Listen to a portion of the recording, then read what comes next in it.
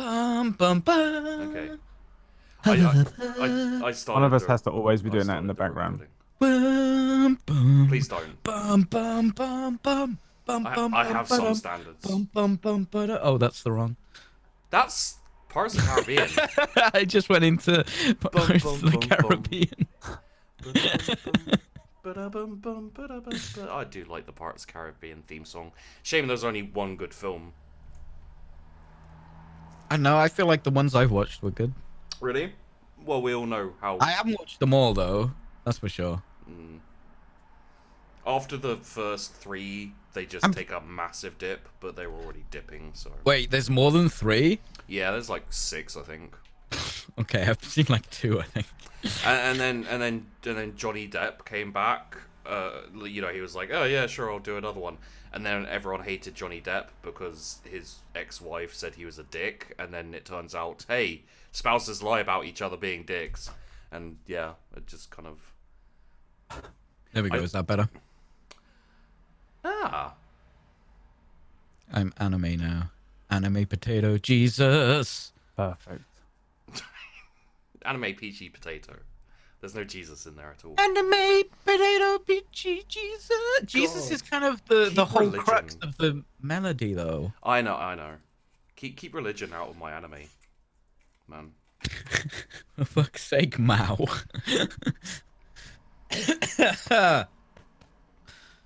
What? What's this about? Episode. We should do chapter 4 first, right? Yeah. So people who haven't seen 5 don't have to. And The Last Jedi. Okay, so And the Last Jedi. wait. As always, The Last Jedi. We must have a conversation Wait, about The Last wait, Jedi. guys. There's something we have to talk about before all of that. Okay. Can we talk about it while I eat donuts? Yeah, sure, go for it. Okay. Okay, so hello and welcome to DropPod. This is the introduction. Oh no. Oh. I appreciate you trying to take control of my fucking podcast, mate, but you know, I should probably do an intro first, right? Yeah, probably.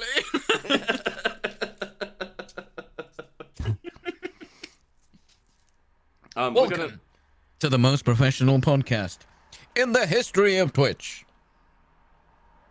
I don't. So we were last week. No, not last week. Fuck it. Brad, take over. 2 weeks ago, we sat down with the intention of just briefly discussing the Mandalorian and maybe touching on Jedi Fallen Order. And instead, we spoke about the Mandalorian and then the entirety of Star Wars, including and especially The Last Jedi. Then we decided, because it felt like this was unfinished business, that we would return every 2 weeks until The Mandalorian is over, which I think means... Is there only 2 more? Yeah. So in 2 more weeks, it will be the end. No, I think it's 3. Yeah. 3 more? Yeah. Well, that's awkward. Well, why don't we just do 1 more at the end, and then we can cover the 3 episodes. When does the new fucking film come out? The new film will be out by then. We can make the last one about the new film as well. Yeah. We could. There you go. I'd like to talk about the new film anyway. So. You're welcome. Which means this is 2 of 4. 2 of 4. Yeah. Episode 2 of 4 of the very special Peachy is a Potato DropPod Banzai. Peachy's a Japanese potato. Star Wars Japanese potato. Why you gotta make this edition. about rice? You know what's funny? I know what potato is in Japanese. Go on then. Jagaimo. I have no way to verify that. Wrong. Damn. It wasn't funny. Oh. Uh-huh. So here we are. Yeah. Once again, DropPod, brought to you by Sheepdog and Japanese Potato. Hi. I was thinking about doing a really racist accent, but then I thought, no. Even Dr. Disrespect won't do his racist accent anymore, which means someone told him that it's illegal. You know, that's how I gauge what is and isn't allowed. I find someone who's even bigger on Twitch, and I'm like, will they do the thing? And then when they start doing stuff, like when they start not doing the thing that they were previously doing, I'm like, well, that means it's illegal now. The only way I can gauge the line because I can't do it myself. So we are allowed to throw cats around the room. That's correct. We are allowed to be fully racist. You can also be fucked by a dog live on Twitch, apparently. Correct. Ooh, did that happen? Yeah, you didn't see that? No. Same person. Same person. Wait, really? Doctor Disrespect. Still not banned. Doctor Disrespect. That's Doctor why they call him the Disrespect got dog. fucked by a dog? Or like dog to disrespect. Okay. I heard Doctor Disrespect punched a baby. Anyway, moving on from slander. So From the slander section of the podcast. yeah, Make sure you Episode bookmark the chapter the 4. section. Chapter 4 last week. Everyone had a really strong opinion about Chapter 4, I think, in the entire world except for me. I didn't see anyone else's opinions aside from you two, to be honest. I saw the same 2 opinions that you 2 had. I saw 3 opinions. Go on then. There was like, oh yeah, that was okay. Yeah. Yep. There was, oh, that was terrible. Sheepdog. That was literally only one person who had that opinion. And then there loads of was, people thought oh that, my I think. god, the Baby Yoda, because that was the Baby Yoda episode. I mean, there's always we just need to ignore There the was section. a lot of Baby Yoda in chapter You have to 4. ignore the section of Twitter which is just like Baby Yoda. That's it. Yeah. So when I do a poll on Twitter, what I do is I do like yes, no, and then I just put some inane third option for the children that have to click something. You know, I'll just put something in there like there's a poo poo in my bum because I know that the children who aren't actually voting on this thing will click that one. Click that one. And then and then the That'll yes weed and no's are real people who give That's a a fuck. good filter. That's what I do. So and anyone whose opinion is anything to do with Baby Yoda just being cute and having a cup in his hands, as much as I love it, don't get me wrong, by the way, I fucking the Baby Yoda sip gif has replaced all sip gifs for me. Yeah, that's my Discord at the moment. It's But if just that. but if that is your only opinion of the episode, then you're that third option on my Twitter boo boo and bum bum thing. Yeah, but I mean, you Peachy, you really liked it. I did, yeah, because Sheepdog really didn't like it. I hated it. I found I had one foot in the Peachy camp and one foot in the Sheepdog camp with that episode. There was elements that I believe that I agreed with both of you on, kind of. Yeah, I went back and I watched it today with as much as an open mind as I could give it, and I decided I don't hate it. I think it's But you fucking still hate women. terrible. But I don't. We came out of from the rant that he went on just in our private Discord group. Yeah. We were like, Sheepdog fucking hates women. That was the main takeaway from it. We were like, wow, he doesn't just hate this episode.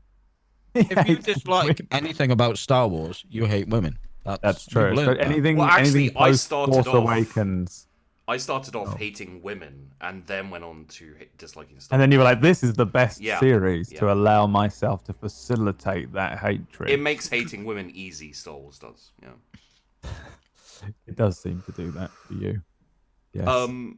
So Peachy, do you want to talk? Yeah, should we go in with me loving it, Because and then you destroy it afterwards? Yeah, and then okay. Brad I think can that's be the the best normal way. person. That's Brad the best can way to agree with approach both of us as we go. Well, I'll agree and disagree because there's some elements that Peachy's like, this was the best thing. And I was like, yeah, she sucked. Yeah. And then there's elements where Sheepdog is like, oh, it's just this. And I was like, yeah. Some of them are very nitpicky and not super. I think the main point of contention for both of you was that Peachy really loved the shock trooper woman, and you really didn't. Well, I've got a reason now, like a very, very strong reason. It was just, first of all, it was just straight up sexism. It took you 2 watches to come up with a reason. What? Yeah. Right, I will start with It's taken Sheepdog him now a then. week. I want to know what this reason is now. So let's start with why Sheepdog hated last week's episode, and then we'll move on to why Peachy did. Oh, okay. I guess Brad's in charge. Oh, okay. Sure. You told me I was in charge, and also I'm like the mediator here. You were because... going to run this on your channel, and you You pussied That out. was a meme. I want to I steal sent you your. the overlay. Yeah, but then you're gonna probably like sue me in the future or something and be like, he said I hate women and he stole my intellectual property. I don't trust you. Oh, yeah, that does sound like something I'd do. I know. Well, shall I just talk about chapter 4 in general, and we'll get to why I hate women, or No, I think we I, should just open with okay? why you disliked it, what you Oh, didn't like about it, because okay. yeah, So because basically, I was very lukewarm on it. the there was something. The first time I watched it, I was annoyed and a little bit angry during the entire thing, and I couldn't like completely put my finger on it. You know, like the appearance of Like most women. Yeah. Okay. the appearance of the ex shock trooper rebellion woman, that was kind of jarring, and it's like, okay, sure. The romance with the other lady felt off, and didn't really get established. Everything they did had no setup; it just happened. So it There felt was a like, jump in time of like 2 weeks yeah, at some point in there. the overall problem I had with this chapter is nothing was earned. You didn't establish anything. You didn't work up to any. It was literally just jumping from like fan fiction scene to fan fiction scene. That it should have been 2 episodes, in my opinion, for a start. Maybe, yeah. I can see that. You also hated the fact that she was just punching metal That really annoyed me. If and he's stuff if like he, that, which I agree with. I if do he's agree got with that point. armor, if he's got It's a bit armor weird. that can reflect blaster rounds, why are you having a fist fight with a fucking Mandalorian? Yeah, it was pretty. It didn't even address it. I feel like it would have been good if she had hit him Because once and like been like and done like the hand Yeah, yeah, trophy yeah. hand shake thing. from The actual armor stuff, bludgeoning someone with armor is more effective. Not with But a she's not bludgeoning. fist. She's punching it. That's Well, not yeah. the same. Punching she- is if she had- closer to bludgeoning If than she had, shooting. yeah, it doesn't matter. If she had like a rebar, But she doesn't react. I'm just. My issue isn't him reacting. I It's the feel like fact that she can do she can it. hit him pretty hard and he would still fall over. It was the fact that she took no damage in return. yeah. Right? That's what And, like, that's the way I see it. And As well. like, this is the thing: is it's very clearly supposed to set her up as a cool badass who can like take on a Mandalorian. It's just not earned. Because, I disagree. I mean, That's what that what's the was. reason for it then? But I want you to get yours out before I say. No, I'm saying there is no reason. I think you've come at it at the wrong angle. It wasn't to show she's a badass. It was once again to reinforce that the Mando isn't a god. Because he gets fucked up. Oh, There's this one hit in there where she fucks him up. And I was like, that's dope. yeah. It's just in that instance, like if she. But the like, Mando has look- never been, they've never gone, this Oh, is no, no, God. no. This is God in Oh armor. yeah. And I'm It could with. serve both of those points. Yeah, I'm with you there. It just needs to be done better. Like, if she had a rebar, if she had a club, if she had literally anything else, she could have, like, sweeped his leg, taken him by surprise, kicked him, like, Yeah, like but swung in. she's a big, beefy, thick gal, right? So, he's got fucking It armor. it still makes sense that she would have brawled with him. Look, if I'm not saying punching armor is smart. No, all I'm saying is, even if she'd have, like sprained her hand or broken a finger, and, like, anything would have worked there, but she literally... If she was sat there after that fight, like wrapping her hand, Yeah, she literally just at that table. kicked his ass, and there was no kind of like, and this is She didn't win the actually- fight, though. She didn't win the fight. No one, No, I mean, yeah. The only end of the reason- fight, that wasn't a checkmate. She was dead if that fight went on. Oh, because yeah. she's got No, a they blaster pointed kind at of- the Mando's. They both had I feel like it was a draw. Yeah. But They were at the saying, end, like, if well, that continued the this way is it was going, someone- where they have guns at each other, the Mando wins that. Yeah, he does, because his armor's Beskar. So Oh, I see what you mean. Yeah, yeah, right. it would have bounced That's- off. But the actual fight that happened, because they never shot each other at the end. So Yeah, it was a because draw. Baby Yoda turned up and was like, "Excuse me, I'd like to take a comedic break here." It was so good. I actually really liked it as well. The reveal of him sipping a little Just cup. look over, and Yeah, he's just like, it was. "What?" They was must good. have known as well. Like It whoever was. wrote it. It was or much. recorded it. It was much better than the scene that came before that in the ship. I hated that scene. With the Baby Switch Yoda like one? fucking with stuff. Not because of Baby Yoda's fucking with stuff. That wasn't timed very well, and it wasn't done very well as a joke. It was still cute and kind of funny because it is Baby Yoda.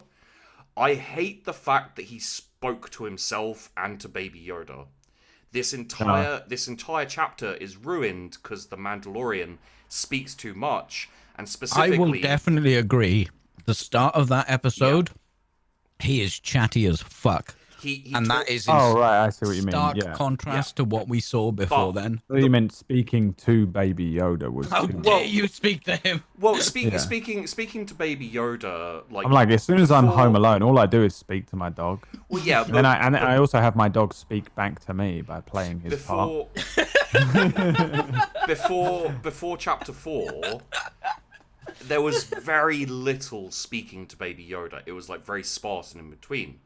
And this felt like someone who didn't trust the audience to understand what was happening. So the main character has to vocalize everything they're doing, which Okay, is but very, here- very weak directing. And I don't know if it is exactly, because I think if you were presented with a character who will never express via a face any emotion or expressions, or so many characters are built by just the camera cutting to them and they wince yeah. briefly React. at something, Oh, yeah, and you yeah. go, oh, he is upset about this thing happening, or But you know, this like is- you'll be like, oh, he does have a heart, you know, he's not evil and stuff. And I think this is pretty a pretty hard task when imagine you're writing this. Yeah, First of all, yeah. you haven't shot anything. Let To me be just say, like, I'm writing this dialogue and mm. screenplay right now. Let- I think it's fair that they have him speak, but I also agree that once you put it into action there, he's speaking way too much. yeah, no, I mean, like, it's You know what it felt like? Wait, Peachy, wait. It's the volume and amount he speaks to himself, especially, also partly to Baby Yoda. The problem is he didn't in the first 3 chapters. Right. Oh, Yeah. Okay. Fair I enough. think that And is it she. worked really well. Sorry, I just need to get that out. Yep. No, it's still on that point. Yeah. It's because we didn't see long extended shots of that, and there might have been more, but it's been cut right to be pacing. But the first half of that, the pacing was him bonding more with Baby Yoda, and they didn't cut enough. And he definitely talked. Like, compared to what he did before, it was like, oh, Jesus Christ, shut up. Yeah. Even though he's not saying that much, it was like he will not stop talking. And I think it's the contrast, the stark contrast between the other ones. And then we get this extended scene where he does have chance to talk. And maybe they should have cut out a few of those lines. And like the problem is a lot of that him talking to Baby Yoda in the ship is what I call either low comedy or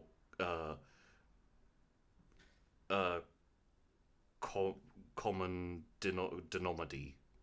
Yeah. think Easy. that's It's it. easy. I call it Yeah. American. He didn't need to say all that, like, No. to try and show, oh, look, they're bonding and there's this And weird he relationship, because he picks him up and puts him in his lap and carries on. And that's all that was needed. That was there. all that was needed. And Because all of when he this, put him in his lap, I was like, oh, that's good. That just felt real nice. Here's the thing, though, right? The first 4 episodes were written by Jon Favreau, yeah. and then the one that was on today, you couldn't tell because it was called Chapter 5. The fan service episode was written by Dave Filoni, who's I love him.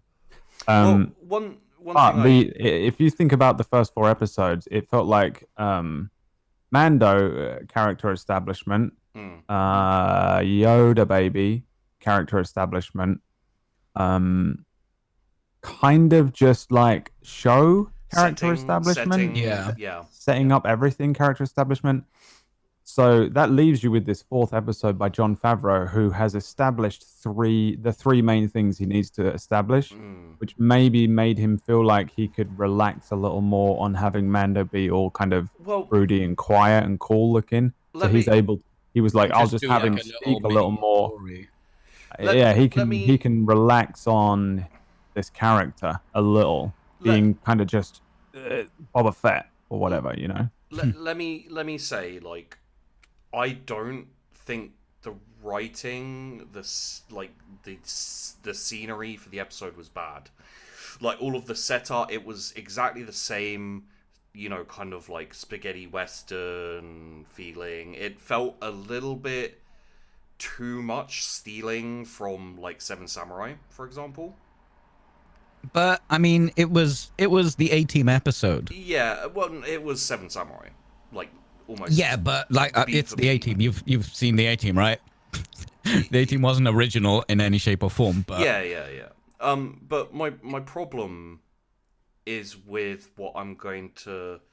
I hate to say this because, you know, but I think it's the direction. It just, like, the everything was there. It was just really badly.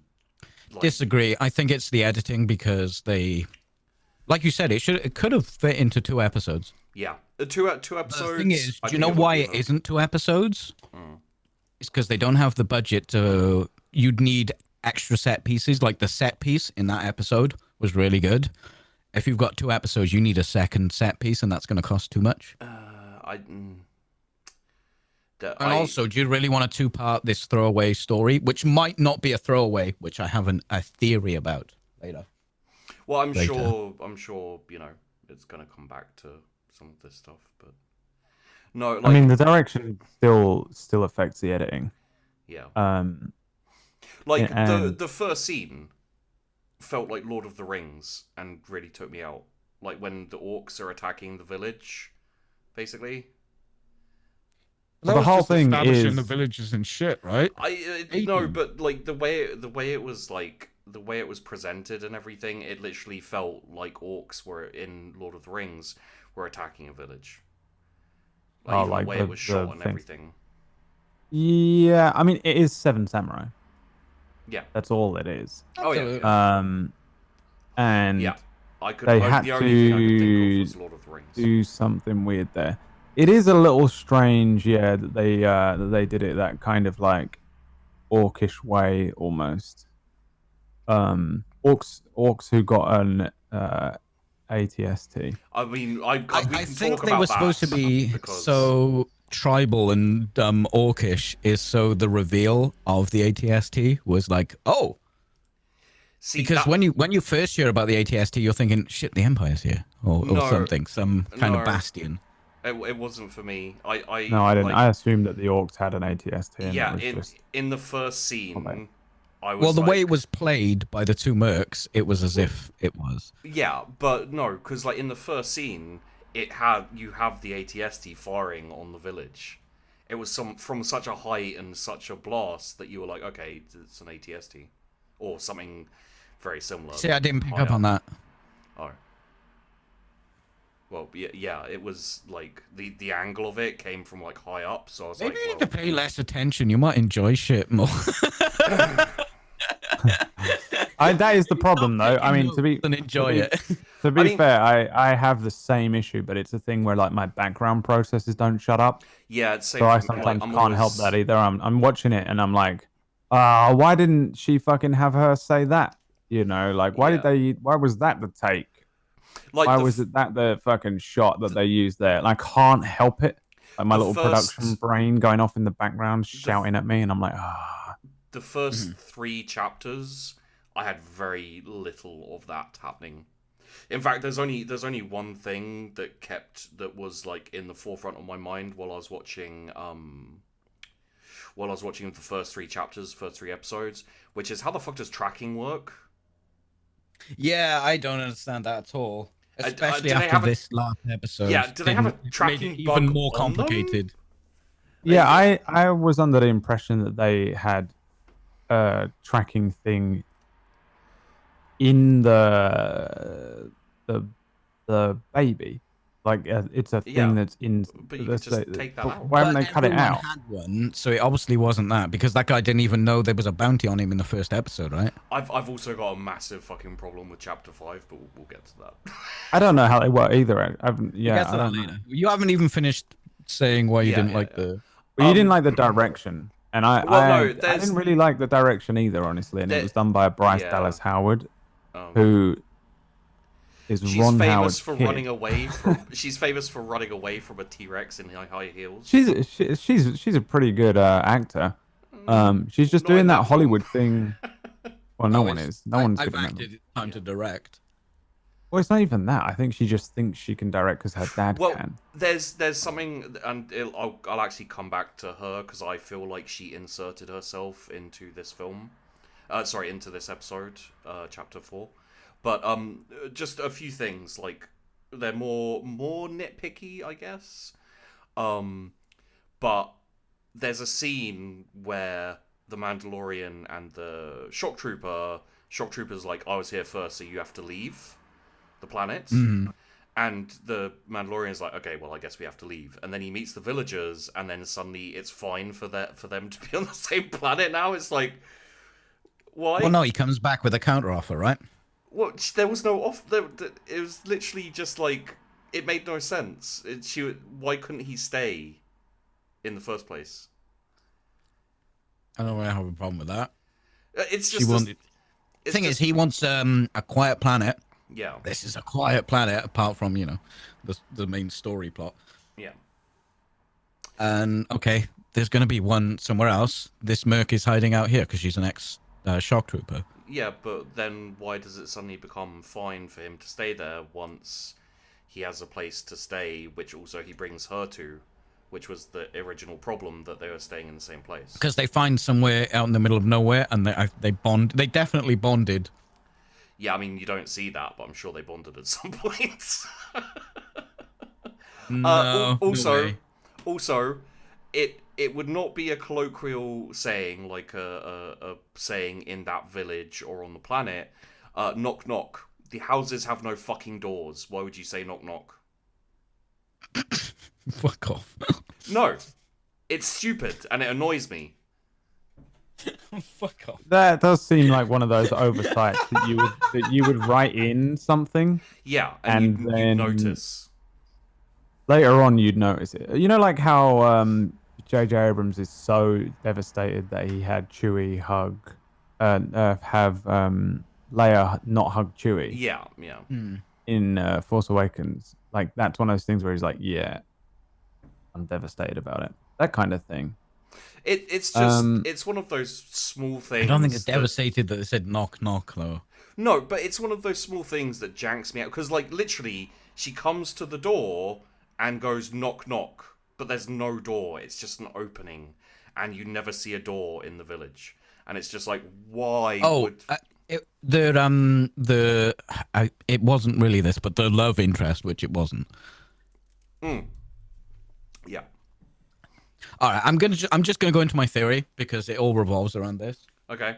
I can't remember that woman's name. Who cares? Can anyone remember? Who? Woman's name? Who? The Inverted one. commas love interest. Yeah. The love interest? The one who the tries widow? to take his head off. Yeah. No, I have no idea what her name was. Right. Okay. So there was loads of shit going on, and it wasn't saying, it was hinting at loads of shit, like that knock knock that you're talking about. Okay. All the houses have no doors, right? Yeah. And then she's like super interested. She knows he's a Mandalorian. Mm-hmm. Do you remember when they said, "Does anyone know how to shoot?" Literally, no one knew how to Just shoot she did. apart from the widow. There is something going on there, and it was hinted at the entire episode. And look, I could be reaching. This could be a fan theory, but that's just where my brain went. Is there is something going on there? I have Like, why would she say knock knock if they've got no fucking doors? I would agree with you aside from a problem. And this is my theory, which is that the mercenary ex-shock trooper lady and the love interest are both character inserts from the director. Because You remember when the You're crackling, dude. I did post in okay. Discord, but I can't sorry. deal. Yeah, I'm sorry. not up there for me. Sorry, you carry on for a second. What else did you love about the episode? E.T.? The scene and that shot of the ATST firing on the villagers just kind of made test. me go a bit. Do it again? Test. Yeah, that seems okay. Okay. Sorry, let me just finish the thought. Widow with a gun is a classic trope, yeah. So yeah, it is, and I personally don't think it goes any further. Pardon Yeah, me. but I feel they were hinting at it because Well, they didn't need let to me- say it let- because that's how Mando has been. Let me do my my theory, which is basically the trooper starts a conversation with the Mandalorian about his helmet. Sorry, the widow starts a conversation with the Mandalorian. Yeah, let's call her the Widow. It starts a conversation with him about why he doesn't take his helmet off, about his past. A little bit later, that exact conversation gets carried on by the shock trooper. Like it's literally like they picked up the same conversation, and I don't recall that. the same conversation. I mean, it was literally carrying on the backstory exposition. She basically About goes the helmet. Yeah, she basically goes, so, what happens if you take off the helmet? And it was literally before that. That's just lazy writing, though, isn't it? Because they want to continue the story. Oh, there's a different character. Okay. I mean, it could be a mirror as well. Like she did take Yeah. her helmet off, he doesn't. I have a thing. feeling that originally when it was written there was only the Widow character and no badass trooper. They added the Merc later. I think the romantic lead and the badass trooper are both. 'Cause otherwise, it's just like a boy saving a girl. I have the feeling that was a director choice, and she wanted both of those things, and she kind of like self. I don't That think sounds like a rewrite thing, though, because like look at where the thing goes, and the Mando acts exactly how the Mando would act when we can't do it, we gotta go. Bye. And there was quite a lot of bad, like, again, this is a good example of bad directing. I'm thinking bad directing. He talks to the Widow about never taking his helmet off, never letting anyone see it. Then he's staring out the window at kids, and he just takes the fucking helmet off. It's like any of those. Trying to set out that it's not like it won't come off. It's not like a myth that you can't take it off ever. Yeah. But if it was It also, I think it's also to have you. He for sure considers it. He definitely considers staying. And but as a viewer, are supposed to be like, oh, is he going to settle down here? Like, obviously he's not, whatever. But like, I think that's the point. Is that I think a lot of that episode is, won't he settle down? He tries to leave the kid. But again, like that. I think that's one of the. That doesn't come across very well, because they never establish any reason for him to want to stay. It's because they rush through a lot of that stuff so they can get to the cool bit. They rush through it so hard and just.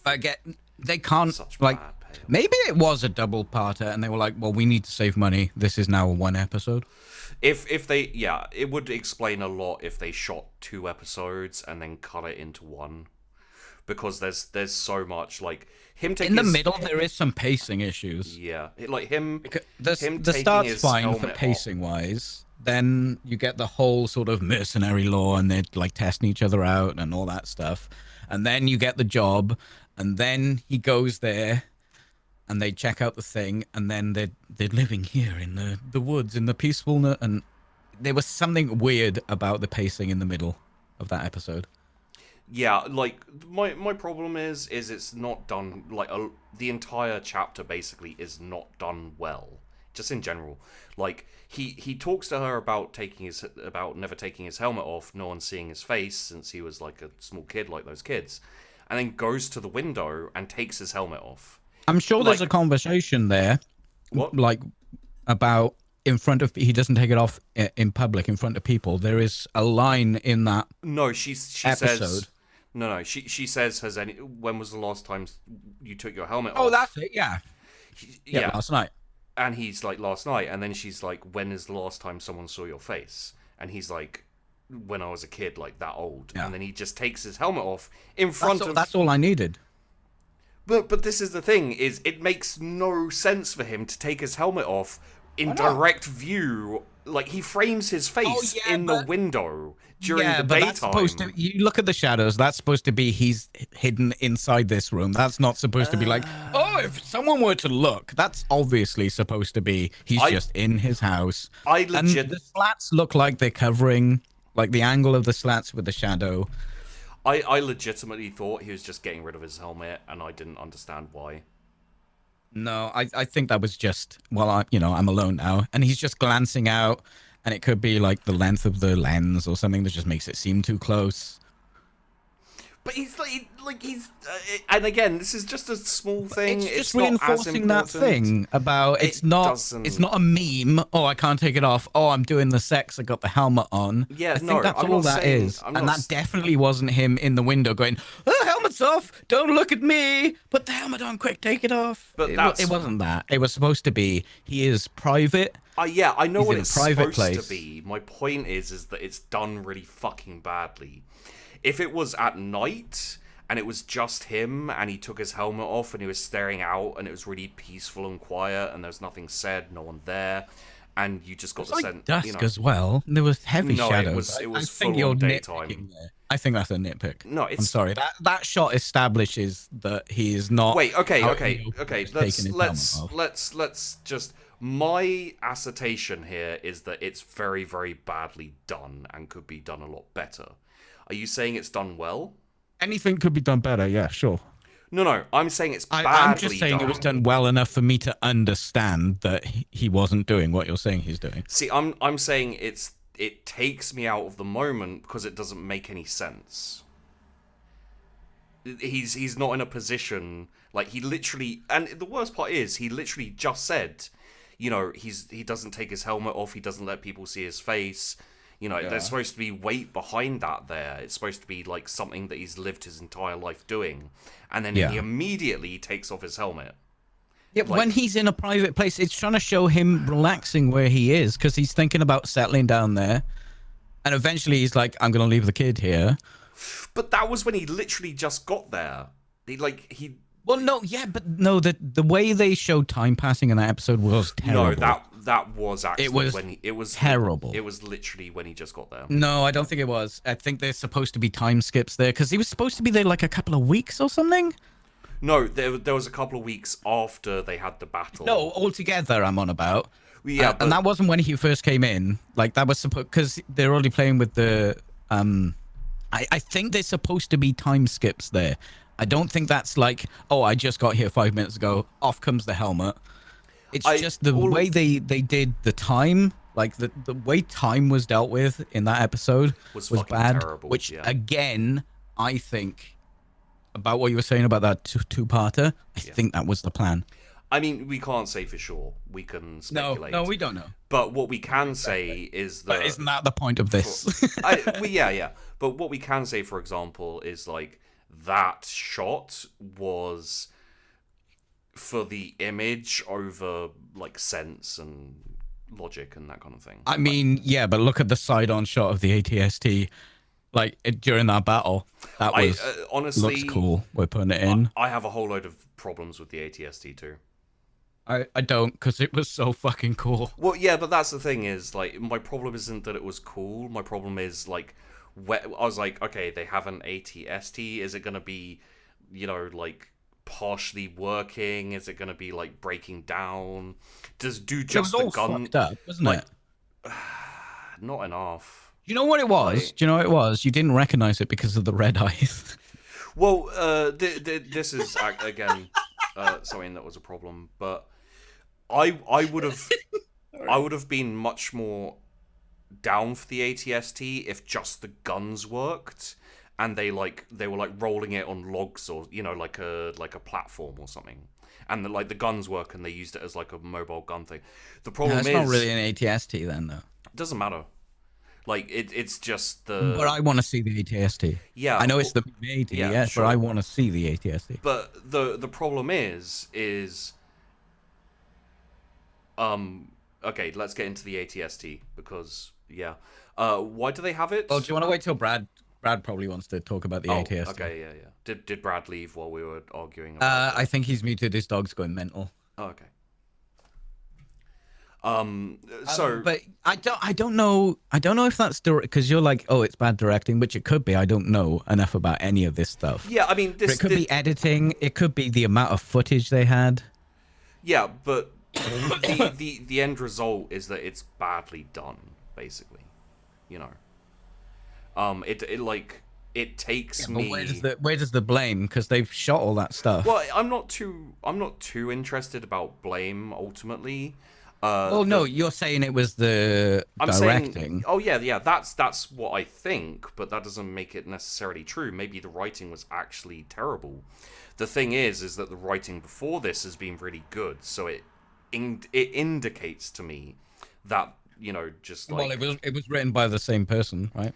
Yeah, which indicates to me that, and like again, like the setting and the setup for all of it was really interesting. I'd have been down for it if it was done well.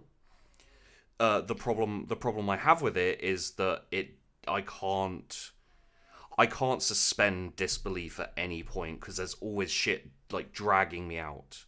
Like the helmet thing. Sometimes when the mercenary was like smiling and being genuine, that kind of pulled me out of her character because she's like, she fucked up the Mando, right? Yeah. And then she just does this really sort of sweet smile, even though she's still a big burly.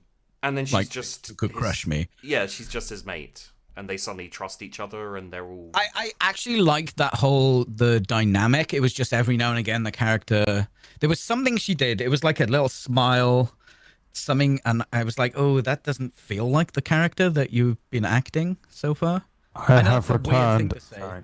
Well, I'm back now, just in case you didn't. No, I'm back. I am back now, just in case you wanted to know. Yeah. I actually like the whole mercenary because he's like, they're bounty hunters, they're mercenaries. I like the sort of lore that's kind of there. She I don't think she's a mercenary. I think she was part of the resistance or the rebellion. She was a shock trooper, and then she left for some reason, and she's being chased by bounty hunters. Well, she left being a shock trooper. Yeah, for the rebellion or the resistance. Well, no, Empire, right? No, shock trooper. No, a trooper. They specifically said this is an She's rebellion. resistance. Yeah, she's a resistant shock trooper. So not an actual shock trooper. She's just, that's the job description she did in the resistance. I guess she has a resistance tattoo on her face. Yeah. Is she? I didn't even notice that. Didn't she? Maybe if you respected women and didn't drool all over them, mate. I will admit that thirst trapped me a lot. Yeah. I will freely admit that. She she was a shock trooper for the rebellion, then didn't like becoming a bodyguard, so she left. I'm trying to find a picture of her face. So Brad, while Peachy's looking for a picture of her face, yeah, so Brad, basically we were talking about the helmet removal. Mm-hmm. I heard it all. Oh, okay. Do you want to weigh in, or should we move on? So here's what I think a lot of the issues are with this episode. I think it's just, you know, the whole like good guys save a village. Yeah. Mm-hmm. It's just too basic for modern era shit. It doesn't really work. I think that the concept of doing that, because I mean, and that might even be some of the issues with some of these things anyways, they're basing them on these like ancient film structures. I mean, still great films. They are, but they don't work now. Yeah. And I think that's probably also an issue with the fucking main films as well, right? Yeah. They're like trying to base them on these movies from 1977, and they're not. And it just doesn't work too well. Yeah. So I think that's where you get all your pacing issues. I don't know what the time skip stuff is. I agree that there's pacing issues on that episode. Well, I mean, again, I don't know. I wasn't too bothered about any of it. It didn't affect me. It made sense to me that he would say, "I have never taken my helmet off in front of someone," and then would just take it off afterwards because she left the room. Yeah. I'd take my fucking hat off as well. I think these are just establishing shots. I don't know if you're meant to read into them much as that, and I think a lot of people did. It's not even about reading into it for me. It's literally like just it's something they wanted to happen, and they couldn't take the time to do it, to establish it later on. I think it's because I think you're right in it's a bad time to do it. Like him immediately taking his hat off and putting it down makes it seem like, wait, this is important, when actually it's not. It janks me out of watching it. Like again, I think you're supposed to spend the entire episode like, is he going to settle down here? Is he going to take the hat off, take the armor off, settle down, and then is there? Because I thought that there is a possibility. I didn't really think it, but I was like, there's a possibility that they're going to do something here where he's like, sure, I'll settle down, and like the whole I was out and you dragged me back in type situation. Could be interesting. Which I think almost did happen when she had her hands on his helmet at the end or whatever. Hey!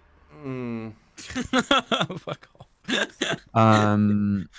But to be honest, I wasn't too bothered by it. Like I did do the peachy thing of just kick back and watch this episode and wasn't too. I wasn't like there was nothing happened in it that made me go fuck this, like this is shit now or anything like that. I just went, this wasn't as good as last week because nothing is gonna be. The one before it was so good. Those like that chunk of 3 episodes, it's because they're establishing everything and there's a lot there. Well, no, I will say so much more. Episode 3 is so good that is why I was there in the last one of these that we did, where I was like, people are gonna hate this show by the next time we do one. Because it's so you can't do an episode that's good and then follow it with anything.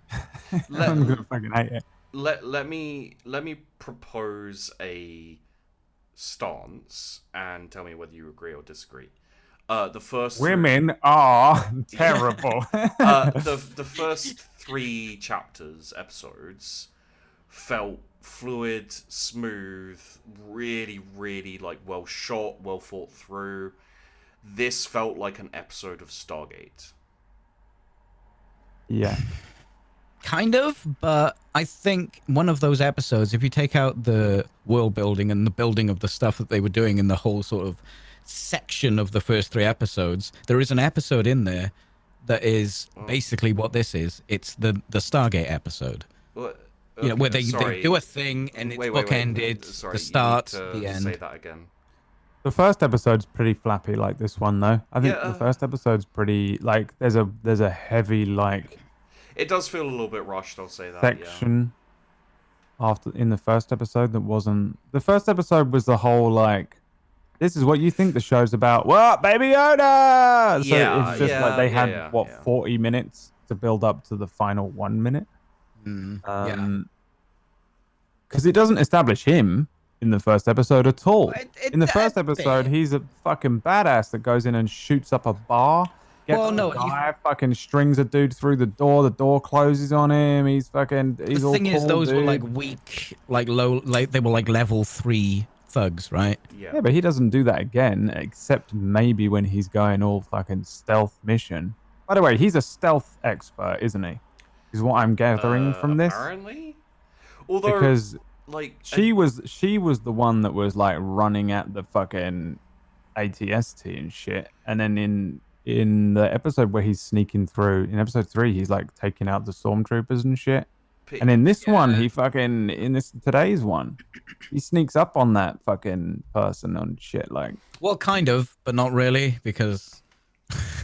But he seems to like he doesn't attack things straight on. No, he isn't. He likes to set a distraction and go and come at it from another way. And I think that he has certain tactics. So when you now take that back to the first episode where he walks in the front door, and did he? It was because the bounty droid had basically started the party. Yeah, that's true. No, he does it twice. He does it in the first bar, and then he does it in the. Well, Like, yeah, the- but I the think first the first bar is just like, hey, here's some low-level thugs. Watch me be cool. Well, and But it's also episode the one. first, also the first This is the first bar. time we see him do shit. Also, the first bar, he wasn't going in to fight. I think they were setting you up to think the show is one thing because now he Maybe doesn't also. do that anymore. Hmm. So I think the first episode is kind of a little wibbly wobbly as well. Honestly, it's a little bloated in the beginning because they have to That's a kill lot. some time. They don't. It feels like they're setting stuff up in that first episode, but they actually aren't. You know, they don't set up. They don't kind of set up his ship. They don't. What is that ship? All we know is it's called a Razor Crest? Yeah, Razor something Wing? I don't know. I forgot Whatever. what they Like, call what is it? They normally spend ages telling you what the ship is about. Where's the ship from? What's Maybe it about? We'll find out. Maybe It's it's, going to not be a reveal. important. You watch, by the way. But Guarantee you, it's going to be something like, this is the ship that the clone that saved me, Mandalore. You know, it'll be one of them. Episode 7. Yeah. So, to carry on with my criticisms, Well, I'm saying that like you feel like this episode is like Stargate and that the first The 3 Razor were Crest. like No, I'm not saying- perfectly paced setup thing. oh no, I no, don't no, I'm not saying that. I'm saying actually they would argue felt- that episode 1 isn't the best. No.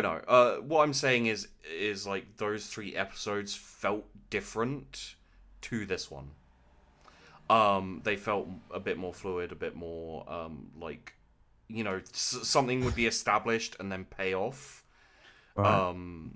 Whereas in this episode, it's literally just payoff. There's no establish, and that's my problem with it. Like, okay, so I think I think that's the pacing shit. It could be pacing. No, there's Pacing not was enough weird. time to breathe. well, like, okay, so the training with the farmers. Hmm. There's yeah. That made me go A-team again. There's it's like. But it again, only happens for a second. They give out Yeah, some it- guns. They shoot some yeah, pots. it feels like it's literally just to establish that the romantic interest is kind of cool because she can hit the target. Yeah, but if you're cutting stuff, what are you cutting? What do you mean? Okay, I truly think now, after we've had a conversation that this was supposed to be 2 episodes, Yeah. you've got all this stuff, you've got all this footage. What do you cut? Well, I mean, you can't assume You that. cut just this lame stuff that, we No, can set this up in a second because people understand what this is. They know what a training but montage is. Like, I'll agree that if you're going to cut something, you cut the training montage just down to bare bones. But you can't assume that it was going to be 2 episodes and they cut it down. Like, it's a possibility, but that's what I believe. And after we've had a conversation, Okay. I'm convinced that's what that was. But if you can't prove it, then you can't. I don't think it was. You can't assume it while we're talking about the thing. I don't think it was. I can I think assume whatever maybe- the fuck I want. I don't think it was, but I do think that they misjudged how much they'd be able to fit in an episode. Yeah, maybe. There is so much the- in there, and the weird fucking pacing. The middle, just the timing is just like Yeah. what? Well, I these agree. episodes aren't all the same amount of time long. Yeah. Either are they? Some of them are half an hour Are and they some not? of them are 40 minutes. I haven't noticed. Because it's a streaming service. I don't think they need to. They're not beholden have to a to, strict amount of time. But they definitely are told to aim for an amount. But since we're on the training montage, by the way. Whoa! What? Are you It's- outside? It's a 30-mile-an-hour limit, and that dude was going about 70. The training montage stuff. Probably my main issue with the whole thing is just it's such a standard bullshit issue. The fact that these people with no training were trained by these 2 people in 2 days or whatever they said it was. 1 day. Yeah. Do you reckon that's why they needed the merc in there? Because the Mando isn't really that kind of. To train them. Maybe. But I think it doesn't matter because they still had sticks. And they Yeah, they had like they sticks, would have which still was got their weird. asses kicked. Like I mean- could train fucking Pete. I'm the best boxer in the world, and I trained Peachy for 2 days. I'm the best trainer Yeah. ever. And then I fucking send him in against fucking Mayweather or some shit. You know, I'm like, now fight him. And Maybe it's Peachy that- wins in no Like, look, Maybe no it's that multiverse. bully trope, though. You I'll- know, when you stand up to your bullies, yada yada yada. No. I'll They're accept. more scared of you than you are of them. I'll accept that in the Three Amigos. I'm not accepting that in chapter 4. I didn't like. I hate that shit. Me That breaks my immersion more than anything. When I see those two kids running in with them sticks and they take on this like, Yeah, that they're like was barbarians. just- They're not like trained, super trained warriors, but they're definitely gonna kick the fuck out of everyone in that village, training or no training. I was getting there because where did they get the guns? I have a I don't know. I have a note. They I have a note like, here. they had like 3 Mando's guns though. The One of them Mando- was the Mando's gun. One she had the other No, Mando they had quite a gun. few. No, they give out loads of guns, but Yeah. they've established that the Mando has a giant closet of guns. When his ship gets fucking rinsed over, the Oh, first okay. thing he goes to is his big collection of guns. And But it when takes they them a come to day hire to get him- to his ship. yeah, but no, when they come to get him, he says, "Grab this, help me move," and they put like loads of boxes on this skiv. Okay, Yeah, that's fair big- enough. That I big did. there. I must not. Oh, that's what's on there. on that. Is his guns? Well, there was loads of boxes. Why the fuck would he take those? I mean, I don't remember them taking them back on the cart, but that just was probably a mistake. I'll allow it.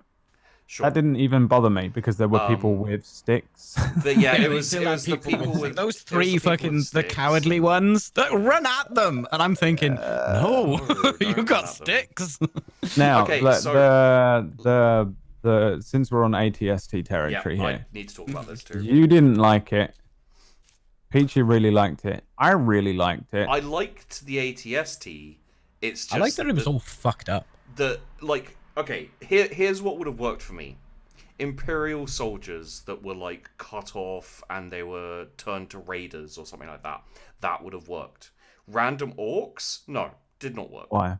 How would they fight off trained fucking? How would they fight off these guys? Look, Well, like I said, that stupid bully trope. yeah, well, they Stand up like to that's them what I'm and- saying. They were Imperial soldiers, but turned to banditry because they got abandoned. Like Yeah, whatever. but they like I would like how you're having a hard time swallowing them defeating this band of just drunken orcs. Sure. Like I would have a real problem Okay. with like X troop Here's- a battalion here's trained. here's my question. Why do they have an ATST? How have they learnt to use it enough to use it how they have? Yeah. I mean, they don't use it very well. You see how I they mean, take but it yeah, down. like here's the thing though. This comes back to my point previously, how everyone can pilot a ship and fix them and shit in Star Well- Wars. It's just a Star Wars thing, which I mean, It's like owning a yeah, car. but everyone can fucking drive a car and fix it in Star Wars for some reason, I and that just expect is better. the case unless specifically said otherwise for some reason. but you see, this is It's the opposite of real life. this is the entire crux of my problem is the small things that are a problem in previous chapters in the episodes that come before I can get past because they Everyone in every Star Wars ever gets into some Imperial bullshit and uses it against them. do I Right? watched a video that made me hate a certain section of The Force Awakens with driving ships. You know you know where they get in the TIE fighter, Poe and Finn getting, and they're Yeah. trying to get away, and Yep. he's attached by the rope. Yep. Oh, and they can't get away. They're attached by the rope, right? And it's like bang, bang, and it's getting caught and stuff. And he just goes, "Let me try this," and it just does the same thing again, and then it flies off. I was like, that never bothered me before now. That's just, I think that's how it goes in most of these things. Also, they've had, okay, let's say they get this thing at the, they might have had this thing for years, right? Did I say how long they've had that ATST for? I don't think so. nothing You is don't really nothing, get any sort of nothing backstory is on the- established. There- Yeah, like, this is the nothing of problem. the It's attacking group lazy. are established. They're just the big bad of the episode. It's Does it need to be? I think there's definitely. So here's the thing, though, right? Here is the Mandalorian with no ATST in that episode. No, then you've got, okay, if there's no ATST in that episode, there's no Yoda in this show. There's no stormtroopers in the episode where he takes Mandalorian versus a stormtrooper. There's no Mandos flying up and saving the day. There's no Jawas. There's no Tatooine in this one. It's not even a desert village. They're just these things are in it because we want them in it. I want the ATST in the episode, and they went, well, wouldn't it be cool if there was an ATST here? Yes. And because if it's not, then it's not Star Wars. Yeah, and we're going to bitch and moan about it like we did with the prequels. And they're true. always... If you take out that ATST... Oh, actually, there are some shots in there that I was like, oh, that's pretty Star Wars. Where he's getting out of his ship and the door comes down and it's like his outline.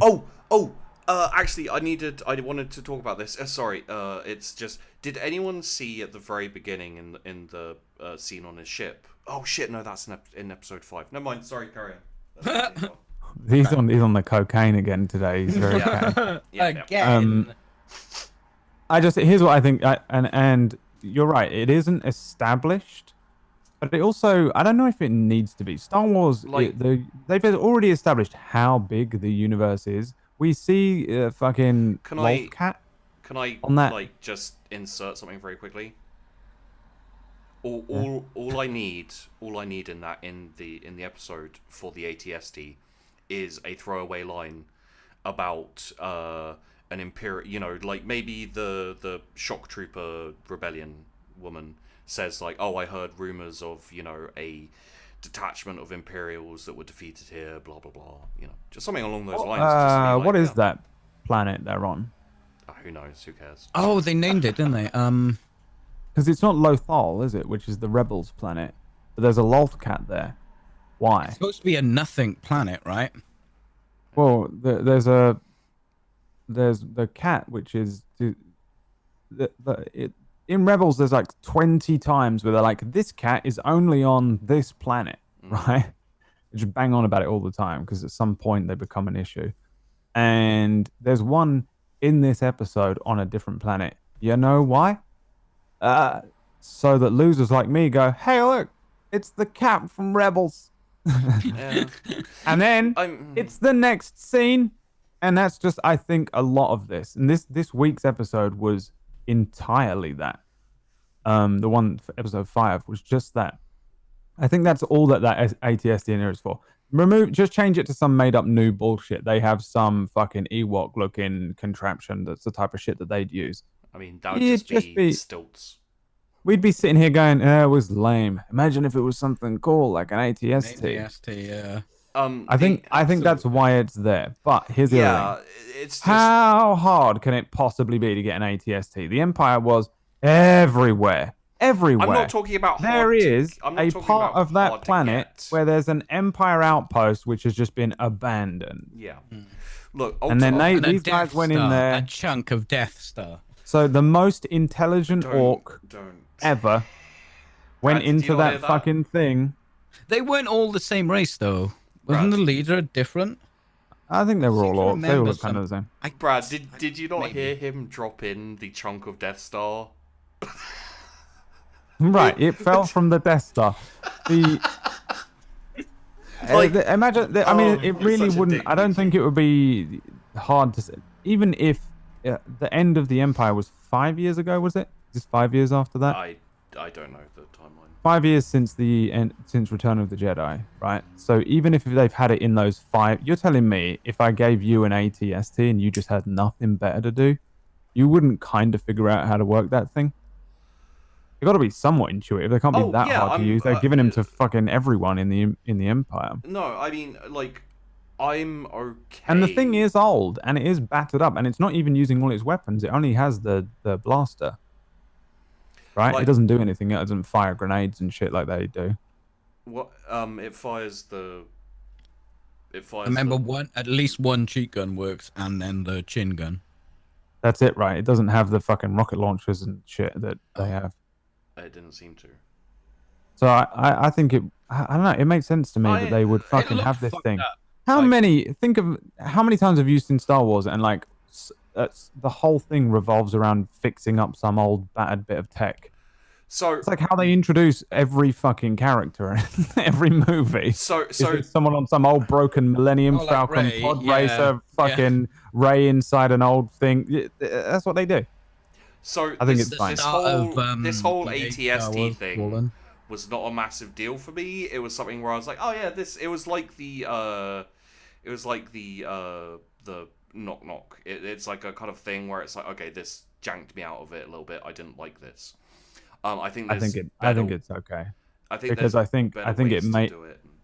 it improved the episode to have it in it. Yeah. Just take it out of it, then you make that episode better with that. How shit would that episode have been if it was just? I don't think I would have enjoyed it without Just that. orcs, no ATST. Wait, They had no armament. Well, no, I probably would have enjoyed it, but no, that's the big bad. I don't. And That's do you know what the else I reveal. liked about it? I feel like ATSTs were reduced to these kind of like not scary things in Star Wars over especially in like Jedi, where there's a fucking Ewok that's just like, I throw rock at it and it fucking explodes. Well- and you're like, oh, fuck you. These things are tanks or whatever, right? And that thing was fucking scary. It looks way It bigger was. than it should be. Well, actually, I that's think something as well. Like it was like They That's- shot it in like really like horror it movie looked ways. That's massive. I was something- like, what is that's this? An something- ATST or an AT-AT? It looked big. It looked scary. Because that thing would be fucking scary, man. Like that would be a scary armament. If that thing was attacking my house right now, it'd be terrifying. It would be more like it was in this episode than I think it has been portrayed in Star Wars overall. I actually really enjoyed that they gave that thing the danger, the fear that it deserves, kind of. ATSTs have not been shown like that before. It's a tank, and it should be shown like that. All Empire shit should be showed like that. It's why, like in Jedi, when they're fucking taking the piss out of General Hux or whatever, it's stupid because you're just you're reducing the villain to like a fucking like some bullshit cartoony. Look at that shot. That's my This is your wallpaper, background. man. Yeah, it's actually a movie monster, Yeah, it is. it is a movie You're right. monster. and It that seems so much. Look how big that is, though. what- I don't know if the Look at the scale size is of the right. people, What that I- makes sense. What I was No, going. the people. There was what- like two people what- in an ATST, isn't what- there? Or am I crazy? Yeah, but look at the measure with your what- fingers, like a what- person standing up on the left. If you zoom in, What is it called when you cut a thing in half? And bisect. I saw a picture of an ATST bisection thing once, I think. does this have to get sexual again? Hey. What I was gonna say is, even the takedown was a monster movie takedown where they shot it in the eye. I think it was supposed to evoke like a monster, and I was actually gonna say, Yeah, well, that's why the eyes were all That's- red and stuff, right? it's what I was gonna say was that's actually something I really like about it is how they had it be like this movie monster, and they take it down, they shoot it. I didn't understand why shooting it with the pulse rifle made it move. Well, because it, like the pulse It's the rifle. strongest. It's the strongest thing they had. But it didn't do anything. Yeah, it wasn't doing much, but then it hit the hinge and moved the eye, Not much. It wasn't doing anything. and then suddenly that pulse rifle is it destroyed the fucking flap on the eye, right? And then it's like, oh, that's the biggest threat to us on this battlefield. Let's go kill that, and then it does. Dude, look at that. I sent you a cross section of an ATST. I used to have. Like, actually, I still have one. There are two people in there. No, You could fit about isn't there 18 one? people in the in. toy. There is only one seat. Right, think- and I that think the thing, toy- that Oh no, thing, there's two in that one. that thing could seat. That looks like a bus. You could fit. Look at that guy. Look at the dude. Look at him sitting down. If you look, basically that front face from the bottom of the gun to above the eyes, that's about the size of a person. No, look at the size of his head compared to the eye hole on the ATST, and now look at the size of the head on the dude in your picture. That's your background. The foot. Look at the left-hand side. If you look at the people on the left-hand side, they're on the same. They're as close to the camera as the AT-ST is. No, don't look at the people on the left. There's a dude. There's a dude in front of the ATST, an orc. Running in. front? Where do you? No, I don't think so. Okay, hang on. Oh, I'll just next to the fucking- fire. on the left of the fire. Yeah. Yeah. These If you measure fucking him, maybe a little. It's hard to tell the perspective, but if you look at the people on the left-hand side who seem to be at the same level, I'm telling you, dude. These brighten that picture up. Mine, I've brightened it up. The Damn it. the dudes who are, it's bigger. It's bigger than it was ever before because they wanted to make it super intimidating. For sure, and I loved it. I don't give a fuck. By the It way, does I'm look like bigger. arguing a I can't point really that doesn't see. mean I anything. can't really see. I'll send you my brightened version of it. I'm looking at my HDR now. Where is it standing? I mean, it does it's look such a big and stupid imposing, point, but I'm telling you that it is bigger. How than high? I'm trying to it think should in be. Fallen Order. Were you up to its knee? I don't think you were. You were like up to its calf. Halfway up its calf or its shin or something. It's just like I'm watching this thing going, that thing is huge compared to every other instance I've ever seen of these things. Like they're supposed to be like a little 2-man vehicle, you know, they're like a little Yeah. they're like a little Spitfire, a little That's still a Messerschmitt. tank though, right? The top half where they sit in is but the size of a tank. But like an 8080 is the big one. Yeah, that's the. Yeah, that's giant. That's got like platoons on it and shit. Um I also had that toy. That had 2 seats in the front. this fucking guy, I'm doing science right now. Yeah, I'm looking. It does look bigger. Maybe it's just the perspective though. It's for sure way bigger than they've ever established them before. Possibly. I mean, you know, it's one of those things where it may just be. Yeah, but it's that guy in the distance. If that guy is on the level with the ATST, yeah, that's like twice the size of an ATST. So yeah, I found it weird.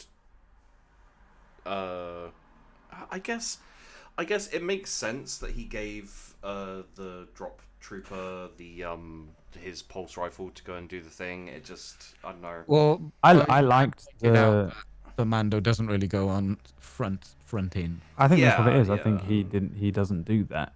I don't think he's strong. I don't think that's what his thing is. He just looks big and scary, but I don't think he is he's not a berserker. No, he's not. One of the things about the Mandalorians is, I think his whole point is, I think they're going to reveal it, is that he's just found himself on this path at some point, right? They're going to be like, he wanted to be a fucking hairdresser or something, and his family got murdered in the fucking Clone Wars, and then there was a thing about to kill him, and now he's there was no PTSD armor. No, well, he's left them, hasn't he? Does he go back, by the way? He must do. His armor gets pretty fucked Well, up no, this I week. mean, when are we going to talk about the episode that was today? soon. I have a little bit more. Then I wish, Jesus But like, Christ. none of the issues that have been brought up do I have an issue with last week. I do think it was weaker as an episode Yeah, overall. I And like- I do this think is- I think the writing was like, it relied too heavily on the Seven Samurai thing and the basic story structure of those kind of old school storytelling techniques just doesn't translate well. I also a I modern think the set piece series. was really good that episode. Though. I also think that the direction was weaker. I liked ATST versus City versus the Mando and the fucking shock trooper element of the action. I like Basically, the episode is like you're gonna fight an ATST because that's cool. Let's build this around maybe. In the same way I like Vader fucking up people at the end of Rogue One, and other people don't. I really liked ATST versus Mando and shock trooper. I did enjoy the. I think people like that, but they're very aware how fan servicey it is. Then in theory, any of those people, by the way, who enjoyed this week's episode of Mando can fuck off. You know, those people that hate that bit in Rogue One, and I bet you any money they loved this week's episode, and they can fuck off. Because fan service is, when it's done right, is done right. Yeah.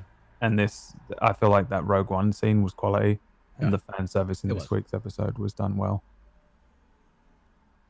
Carry on. Sheepdog's like desperate Yeah, to make what's your next problem, he Sheepdog? Come fucking on. hated this episode, that these Hated it so minuscule much. little things that He No. hated this episode with 2 strong female characters. I mean, it did feel a little ham-fisted, but I also don't know if I'm just like triggered by it now, and I've been, I Yeah. can't tell sometimes if I'm just being like, well, you know what, we didn't need a woman there, or if no. I mean, it does like, feel like they kind of pushed it a little in this one though. I mean, like, this is the thing, is like, I don't like the episode. Really? I wasn't getting that vibe. Well, No, like, I'm fucking shocked. This is the thing, is like, I've already covered what I didn't like about the episode. I felt there was bad direction. I felt that it didn't establish anything. It felt like it should be more stuff and everything like that. All of these other things are just little things that very slightly like draw me out. We didn't get to the You point mean of things you would ignore if those things other like things were things I'd easily be able to ignore if the episode was the better things done. that other episodes have had. Yeah.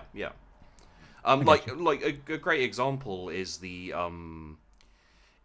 tracking thing. It makes no fucking sense. It really annoys me, but I've never had a problem with it. We need to wait until we talk about the next episode about that, because Yeah. there's some I don't. Yeah. Yeah. But yeah, it's always been a problem for me where it's like, oh, who has these tracking fobs? Everyone, and it just tells you where these people are. How does it? Yeah. Anyway.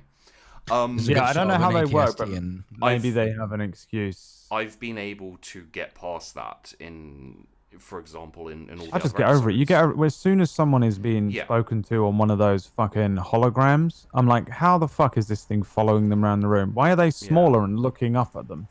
So Shit like that. so It's like so stupid. You just have to be like, yeah, that's how that works. yeah, and like That's just the movie things. so That's how that works in the future, in the past, in the space. So to Exactly. give you like an idea of where I'm at with this episode, with chapter 4, is I don't like it. As I said, Crackling. okay. I think his microphone is doing the play the music in the Oscars thing. So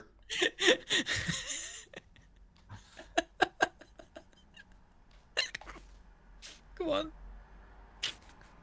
What else did you hate about the episode? He's been so excited. To be fair, Sheepdog has been so excited since last week, since before this time last week, to just sit and rant about last week's episode for a whole week. So we've got to let him have it. Yeah.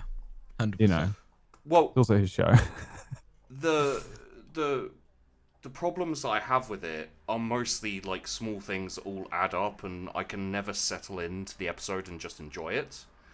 Right, yeah. Every time you're like, and then something pulls you out. And then something pulls you out. Yeah. And like I can completely understand enjoying the ATST, but by the time the ATST comes out, for a start, I already like had cottoned on that there was going to be an ATST with those orcs, and that was during that Lord of the Rings scene when the ATST is firing from behind, and I was like, why do they have this? This doesn't make much sense. I'm like, okay, whatever, I'm sure we'll figure it out when we get there.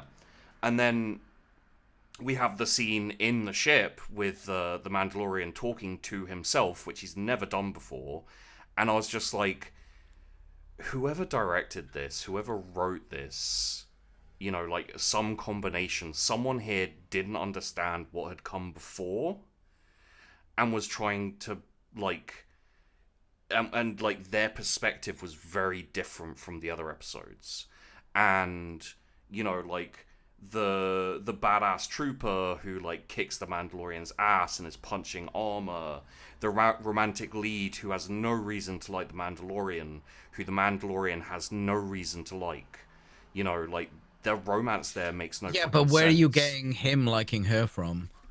Because Yeah. he's tempted to I stay. didn't really get that. Because the trooper literally says to him, that attractive divorcee, you can settle down with her. Yeah. Well, and then okay, he's, but and then he's then tempted. let's look at the when that episode began, by the way, and it was just I've showing got you the more, but widow and the kid. yeah. I thought for a few seconds at the beginning that it was the fucking Mando, and this Oh, was it his was the village. flashback. Yeah, I thought it was a flashback episode. I'm like, oh, it is a flashback episode. No, because of Um, the well, orcs. yeah, I mean, I know it's not now. Well, no. He's not sitting there going, "No, that was a flashback." Oh wait, it No, wasn't no, a no, flashback. no. What I mean is That's why he fancied No, her. He looked exactly no, like his mother. no. Dog. no. What I mean is during the scene, he's in a completely different place to, like, in his flashbacks, he was in like a desert Tatooine type place, and this was like grass and fishing shrimp. No, I'm aware that He it doesn't wasn't the think it was a flashback. I'm aware it wasn't a flashback episode. You Wait, just let me thought it finish was. my. It was sentence. that was his mum. And Well, no, yeah, that's what I thought first. Or I thought this was like, I wasn't paying attention. I was just watching it, and then I'm like, oh, it's the flashback. This is the Mando's village. And then within seconds, I was like, oh wait, no, it's not. Okay. And then, but here's the thing. Mando, at some point, they're going to be like, he doesn't even want to be a bounty hunter. This is why he isn't the best. This is why he's not fucking Jack Bauer, the bounty hunter in space. He's okay at it because he's been forced to do it. I also, that's why I think his ship probably belongs to some fucking dude that trained him or something like that, right? But I think he's been led to this life and he lives it because he knows no other way, right? What he wanted was his life that his parents may have had. Like, I don't know what his parents did, but they don't look like warriors or nothing. That village that's being attacked, they're probably just fucking, I don't know, cobblers, right? And he wanted to be a fucking cobbler. a family of cobblers. So now he's in this village, which does have a very similar kind of they're just normal people, right? There's no fucking Skywalkers. There's no fucking Imperial. There's just normal people in a village. They have like rice paddies and stuff, I think is what they were saying. That's what those things are, they right? seem kind of. They're not ready when those orcs turn up. It's not like, oh, this happens every season. It's like it seems to be a shock to them. But it doesn't matter. The point is that I think when the reason that the Mando does maybe have feelings for this woman or is tempted to stay is because this actually looks like a life that he maybe did want. I think that's what his character arc is going to be by the end. Is that we're going to see that he doesn't want to be this bounty hunter and stuff. We want him to be the bounty hunter, right? We want him to be badass, and then he gets his ass kicked by a woman. It's the worst. Right? We want him to be all these things. We want him to be super fucking awesome, but he wants to be a fucking cobbler. He wants to be work in a rice paddy and bring up this fucking Yoda baby and fuck this woman and Take off his helmet. Take off his hat, and he wants that. I think that's the point of this episode. Is it's almost showing him the life he could have had, not even not even that he could take it. It's showing him the life he could have had, and then this woman is like, "Oh, you can still do it," and he's like, "Ah!" And then they try and shoot the baby Yoda. Oh no, I totally. Right? There's all of his feelings. That's all you need. I don't know what kind of have you ever been in love, sheepdog? No. No, I didn't think so. But I didn't think so. That's a whole nother podcast. I can tell though by the way he's been like, well, why would he want to settle down in this perfect environment with this beautiful woman? Village Why would he want this perfect life of contentment when he could just be a fucking? That's not my point. Lone, yeah. What kind of what's your point? You were like, I don't know why you would love this woman after 2 weeks.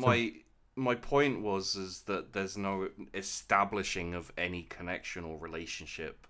I think there's 2 scenes before the fight. You're right, though. You are right.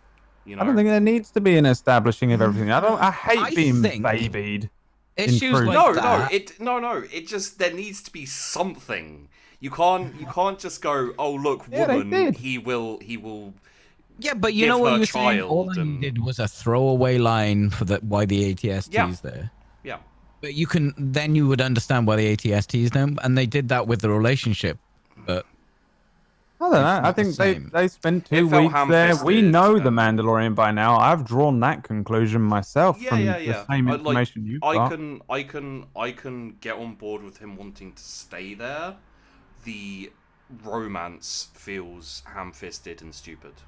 I don't know if there was any romance though. Like No. Peachy says, I mean, I don't. You can't tell what the Mando's thinking unless he says it, and we don't want him saying shit. I think right? he's. I don't would think hate that. he's. I don't think he's tempted by like the Her, fucking 'cause the he's in fucking love. sexy vag. He's not like, hey, It's like, oh, let's you get know in what? there." Well, he was talking about leaving baby Yoda there, and I could, was I nothing could to do stay with here. loving her, Also, there's No, some no. poontang over there.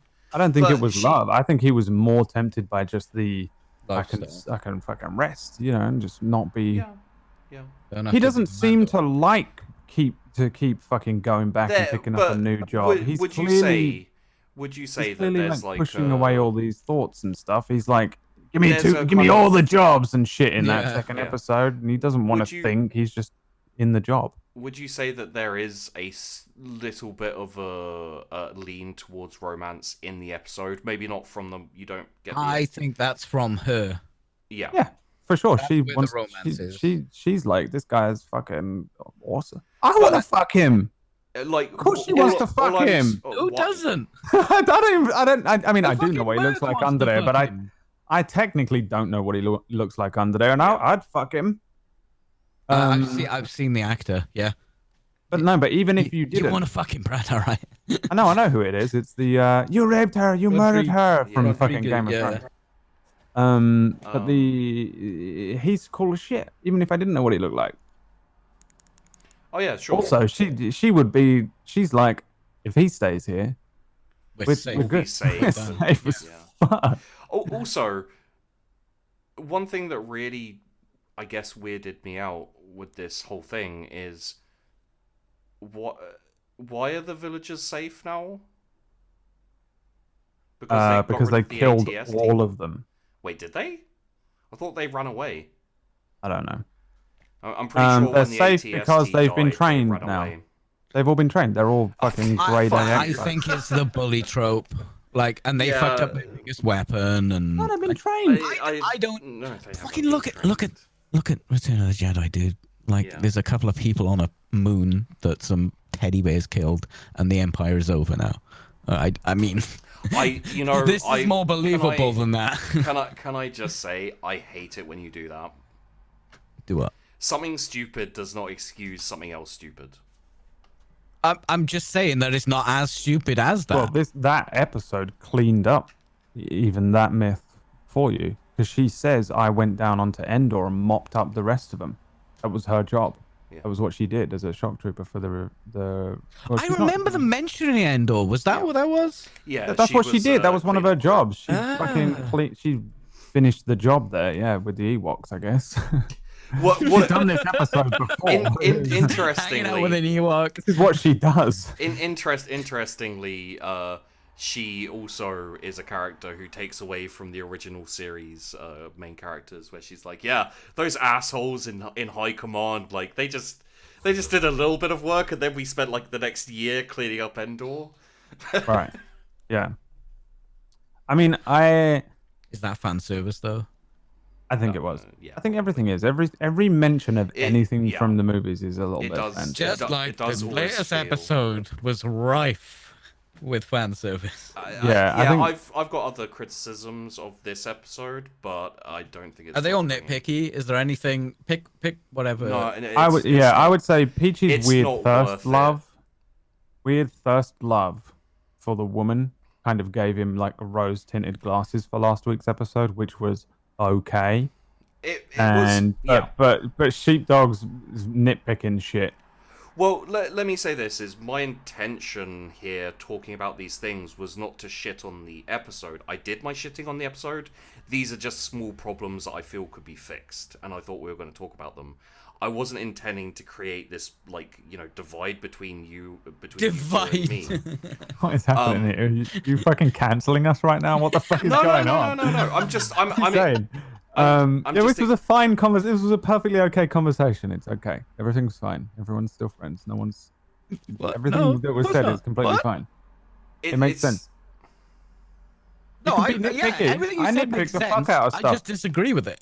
Once I dislike something, I hate it even more, and I start picking it apart as well. I've done it with The Last Jedi. Like I don't pick movies apart anywhere near as much as I've picked apart The Last Jedi. Just because I hate it so much, I now hate everything. You know, like I see even more cracks. Yeah. So I get it. I get that, and I think you are right. Like with a lot of these points, but they're still, I feel like, nitpicky. Yeah. Like Yeah. how you interpreted it one way and I interpreted it another isn't enough to be like, that's why this is bad, you know? Because those are just interpretations almost. Whereas being like her punching him with bare fists on his armor Yeah. is like I can fully agree with you on that. Oh yeah, yeah, yeah. And Does that like, make sense? A lot of the stuff I have notes on is like, oh, this is kind of a little weird. Like I didn't really like this. I'm not trying to like pick apart the episode. My basically We established at the beginning that you didn't like it and Peachy Well, did, and see, I was very just like, eh. Yeah, this is the thing is like I hated it the first time I watched it. I went back to watch it today with as open a mind as I could, and I don't like it. I can totally there are parts of it I really enjoyed. I liked the ATST. Didn't make sense. Wasn't happy with it exactly, but I really enjoyed the battle. You know, I didn't like the training. They didn't establish it. It didn't feel like the problem I have with the episode is it doesn't feel right to me. I can't just sit down and enjoy it because there's too much bad. And my whole point was that the direction doesn't feel as good. Basically, it feels shoddy. Most of like the things you pulled up, I wouldn't say like, oh, this was bad. I'm not saying that is the best thing about the episode. What are you fucking on about? Yeah. Like, yeah, they were bad, but I think another editing pass on that episode would fix the things that I'm like, oh yeah, that wasn't the best, but it didn't affect me as badly as it did you. With an edit, like shave off like him being a chatty Cathy. Like there's some bits you can take out there. Edit the fucking time much better in the middle, like how long they're there, because it does feel like, oh, we've been here 5 minutes. Oh, here's the big bad. And they should have sacrificed a lot more in editing. A lot more. It was just I think it was just a lackluster episode. Yeah. Yeah. It Like, that's wasn't, what it oh, was. This is the one. This is the worst one we've had like, so far. There is just one... nothing happened. I mean, what's her face has never directed anything. Yeah. Well, But she's done some short films or something, I think. That means nothing. That's Oh, what yeah, that I means. know, She's I know. never directed anything. So She- she's a YouTube editor? Are they gonna- short Her films? dad is Ron Howard. Yeah. That's it. Let me That posit doesn't something. mean anything. My dad's a plasterer, and I fucking have no idea how to artex anything, you know? But if you were like, hey, Brad, your dad's a plasterer, so will you fucking put the coving up? I'd be like, no. Whereas she went, yes. Yeah. And we got some fucking okay coving. And it's like, all right, well, probably should have hired someone who knew what they were doing. I don't think it was directed well. I think the whole episode was just kind of like, we're going to do 7 Samurai and we're going to skin it Mandalorian. Yeah, put an ATSD in there. Yeah, that's it. That's the end. I think That's all they did. I think I'd like to see an episode of that done better, but it is, you know, it's not. I still don't think it can be. I think people doing homages and stuff is a terrible idea. As Like, long as it's... let me just put forth an idea which I hope you both agree with, but I think Peachy's going to disagree with for selfish reasons. Remake The Last Jedi. No, but have it directed by Ron Howard. There's a Howard. There's a very simple solution to this episode which would fix it and give you enough time to establish everything and keep it cleaner and easier, which is get rid of Shock Trooper girl. Or get rid of love interest. Make them one character. Yeah, make them one character, basically. But like, she doesn't have to be a merc. She can just be, like, trying to find a merc, right? She could be from the village, looking for the Mando. Yeah. But then you don't... I really like that cool sort of scene where they're building up, like, the lore of mercenary work and, like, working in the grey area of just trying to make cash because you're strong. I really like that. And I like the way they bonded. So I would be sad to miss that. But if those were just one character, Yeah. Well, Yeah. what it could have been is it could have been a rebellion shock trooper who moved to the village to settle down, or or to hide out, or whatever reason. Like you didn't need. She would both. have already trained them, though. And I actually have a feeling that they were one character in writing, and that they were like created, like it was the same character that was split off into two people. I have a feeling. well, they didn't feel like the same character. No, it felt like I don't know. Maybe, but There's definitely weak areas there, but I don't Yeah. think it was like, oh, this is bad. I still enjoyed it. I still thought it was a good episode. To be fair, you did. I think it's the say- worst episode. Yeah, I don't think definitely. it's a- Pizza- I don't think Definitely. it But was look at what we've bad. had. Look at fucking episode 3. to Jesus be- fucking Christ. Episode 3 was unbelievably good. It's 2 was good, really good. with weird. There were weird things in 2 that I didn't were- like, yeah, there and were. then there was 1. I was like, "This is great. This is amazing." I was so blown away by the fact that there was a Yoda thing in this show Retrospectively, it wasn't an amazing. that it made episode. my whole world explode. I was like, think- this is going to be the best thing ever. And then now I'm fucking 5 weeks in. I'm like, nothing happens in episode 1. Yeah, It's well, stupid. it's not bad for Um, an episode 1, but it's not. It's not amazing even or episode anything. 1. It's almost like a prologue. Yeah. Right? It doesn't. Episode 3 the sets up pilot. the series, and then we don't get any more series. Because Episode last week was a 1. one shot. This week was a one Yeah. shot. Yeah. And I think next week is a one shot, and I'm really worried about next week actually too. because But Me those too. whole overarching things. Okay. It's like if you're making a series that's completely overarching, I think that's well, the only overarch is Mando on the run with a Yoda. yeah. There Yeah, isn't but really they've anything set else. up all the stuff with the other Mandos and the Empire after him. The Empire are coming for him, and I'm fucking that's all I leaping. need for overarching story. Well, they're doing the supernatural overarch where the very last minute of every episode goes, Yeah. "Oh, and the main Oh, don't forget! villain is Don't going to pick up forget. Ming Na Wen." And they so just have their A team in the middle, yeah. to transition compared You're To to episode crackling 6. and I bet you any money. One sec. Compared to episode 4, how do you feel about episode 5? Almost the same, but slightly better because of the fan service for me. Yeah, I definitely enjoyed this episode more. Yeah. Definitely. I think next week is going to be the worst one of the entire series. I'm worried that it will be, yeah.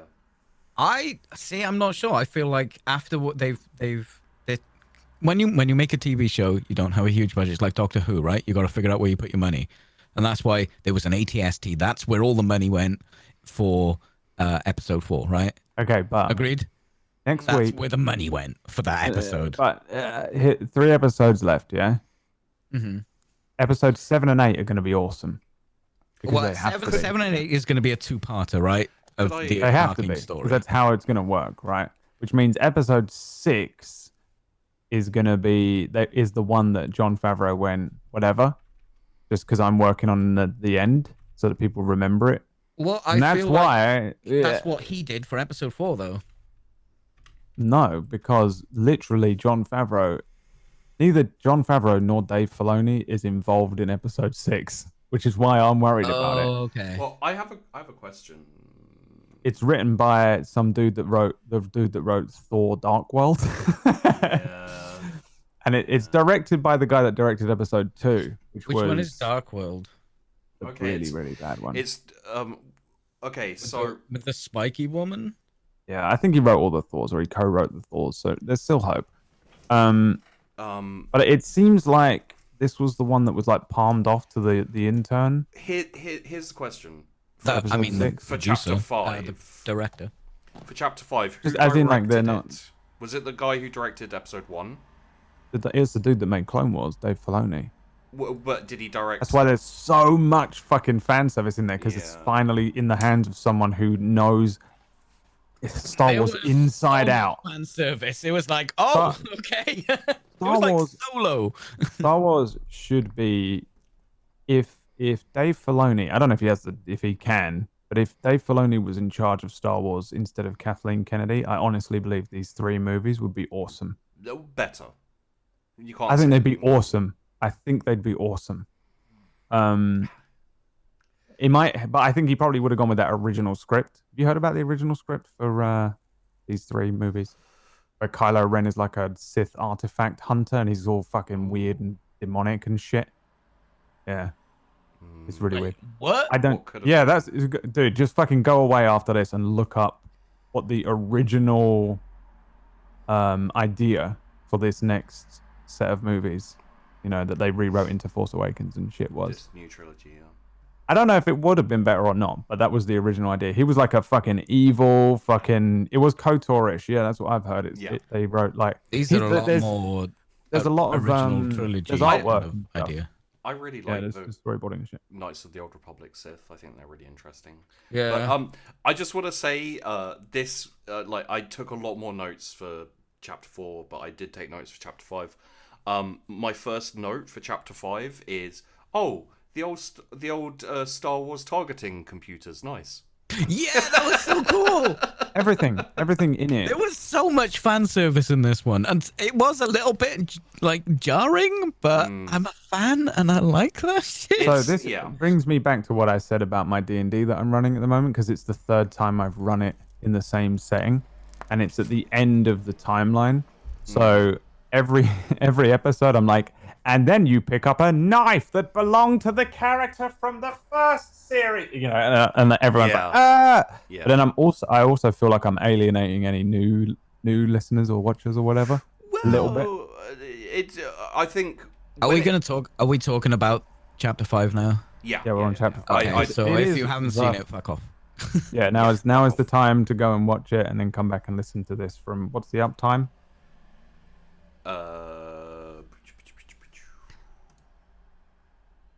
2 hours. 2 hour mark. Come back at 2 hour mark. Yeah. So now I'm way more excited about speaking about Chapter 5, because Chapter 4 was just whatever. I felt no strong way either way about it. It was whatever. Chapter 5 is the exact same thing, but even more fan service. It felt just like another one shot. Could I just put definitely a one shot, but that's where I assumed these would be. I did as well. I thought all of these would be one shots. I was actually Mando Monster of the Week block. Yeah, Bounty of the Week show, and I was okay with that. But I have a criticism for this episode. All right. Next week, your homework is to really enjoy next week's episode. I mean, I have a feeling it's going to be the worst, but okay. So do I. That's why you're. Well, no, this is the thing. I didn't want to come into this being really critical of Chapter 4 because we're becoming the very thing you swore to destroy. Because I knew that you guys either enjoyed it or liked it enough to get past it, but I tried to watch it again, and I didn't hate it as much. I think I was in like a reasonably negative mood when I watched it the first time. I just couldn't like it, basically. Do you think that's from the time you watched it? No, because I legitimately went in like, okay, I'm gonna, I have my opinion on this, but I'm just gonna watch it, try and do fresh eyes. I'm watching The Last Jedi soon. Oh god. I'm doing it. I'm gonna watch it for the second time. I tried. I'm going in. I'm gonna meditate before I watch it. Yeah. I'm serious when I say that isn't even a joke. I'm genuinely gonna fucking try and center myself, and then watch it. Try and watch it like I watched it, Brad. That's impossible for you. Yeah. All you have to do is like pour bleach in your ears and just swish your brain around so that you can't. It might hurt me, but I'm gonna try and do it. I'm gonna watch Force Awakens and Last Jedi, and then go and watch the new one. Right? That's my plan. Yeah. My criticism for Chapter 5, the writing feels weak. Okay. I actually think that the bounty hunter guy who was in it, the young bounty hunter, sucked. Yeah. Yeah, he wasn't very good. 300% sucked. And he's an established actor. He's in stuff. I don't know who he is, but I know that he's in stuff. And I was like, starting from the beginning, when he's in the space fight, which I feel, it's not a problem, but I feel like it was there literally just to have a space fight, I hated it. Yeah. Well, it was there, so he had to land on Tatooine. It was to force him to land so that they felt like an excuse. Yeah, fair enough. But wait. Just let me finish. Why? Oh, yeah, So the bounty hunter or whoever the fuck that is, who knows? he has a name, that guy, apparently. Let's call him Porkins 2 because of the way he dies.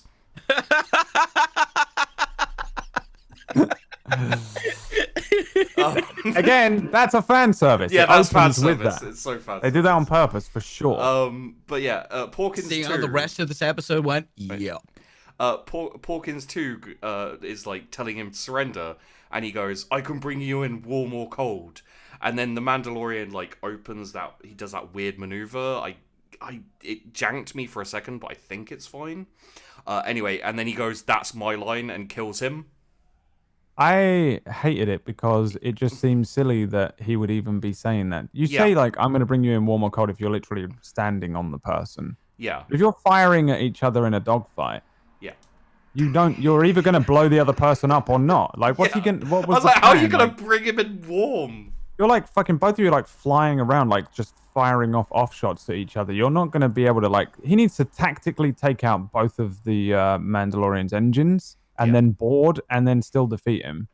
And then, like, for him to be saying that stuff, I hated it. So fucking dumb. It made no sense. Hated it. But him The going... Top Gun moves was stupid. Yeah, but that also was dumb. I love that. I love that trope. I think it was... Does it make sense in space? Wait. Let me... I can't tell. Conservation of... I can help here. I can help works here. better in Guys, space than it would please. on I can Earth. help here.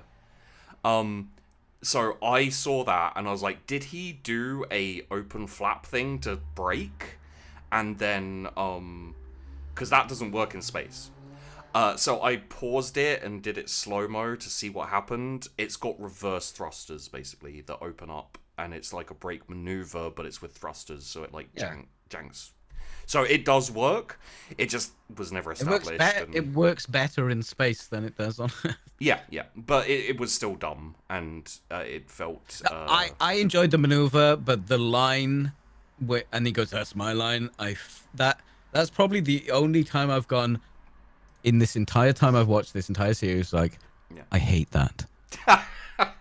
I think that might be the only time. I have a couple more from this chapter, but it's. I hated the dialogue there. I didn't mind the dogfight. I don't even mind the Top Gun maneuver because I don't know. I genuinely have no idea if it works better or what. I would say it's fine. It just wasn't established before that he had them, so it's like. I think that it's a spaceship, dude. Yeah, as I said, it's whatever. That whole dogfight without the back and forth, and instead just having like a really cool piece of music, I think would have been a better intro. Yeah, definitely. Yeah. Not even a word said. I think I would have allowed him to say some witty bullshit after he blows him up, and then the Mando titles roll. I think I would have accepted it, and I'd have been like, you know. I think that whole intro was ruined by the dialogue for me. I hated it. Yes, I didn't like it. But it was cool to see him. It was cool to see him in a ship because I did want to see if he was because you know you have to. Yeah, you're good at shooting with your fucking hands or whatever, but can you hand solo? I'm glad he's not like an established pilot because there's too many like he's the best amazing. pilot. yeah, there's way too many of those already. You can be my Yoda anytime, move. Okay, I didn't mind them talking to each other while they were fighting because it was just kind of beige. It was just filling space. The only thing was, I really hated that line. That's my line. Boom. Oh, that was just bad. Choke on it. That fucking Rogue One line that he says.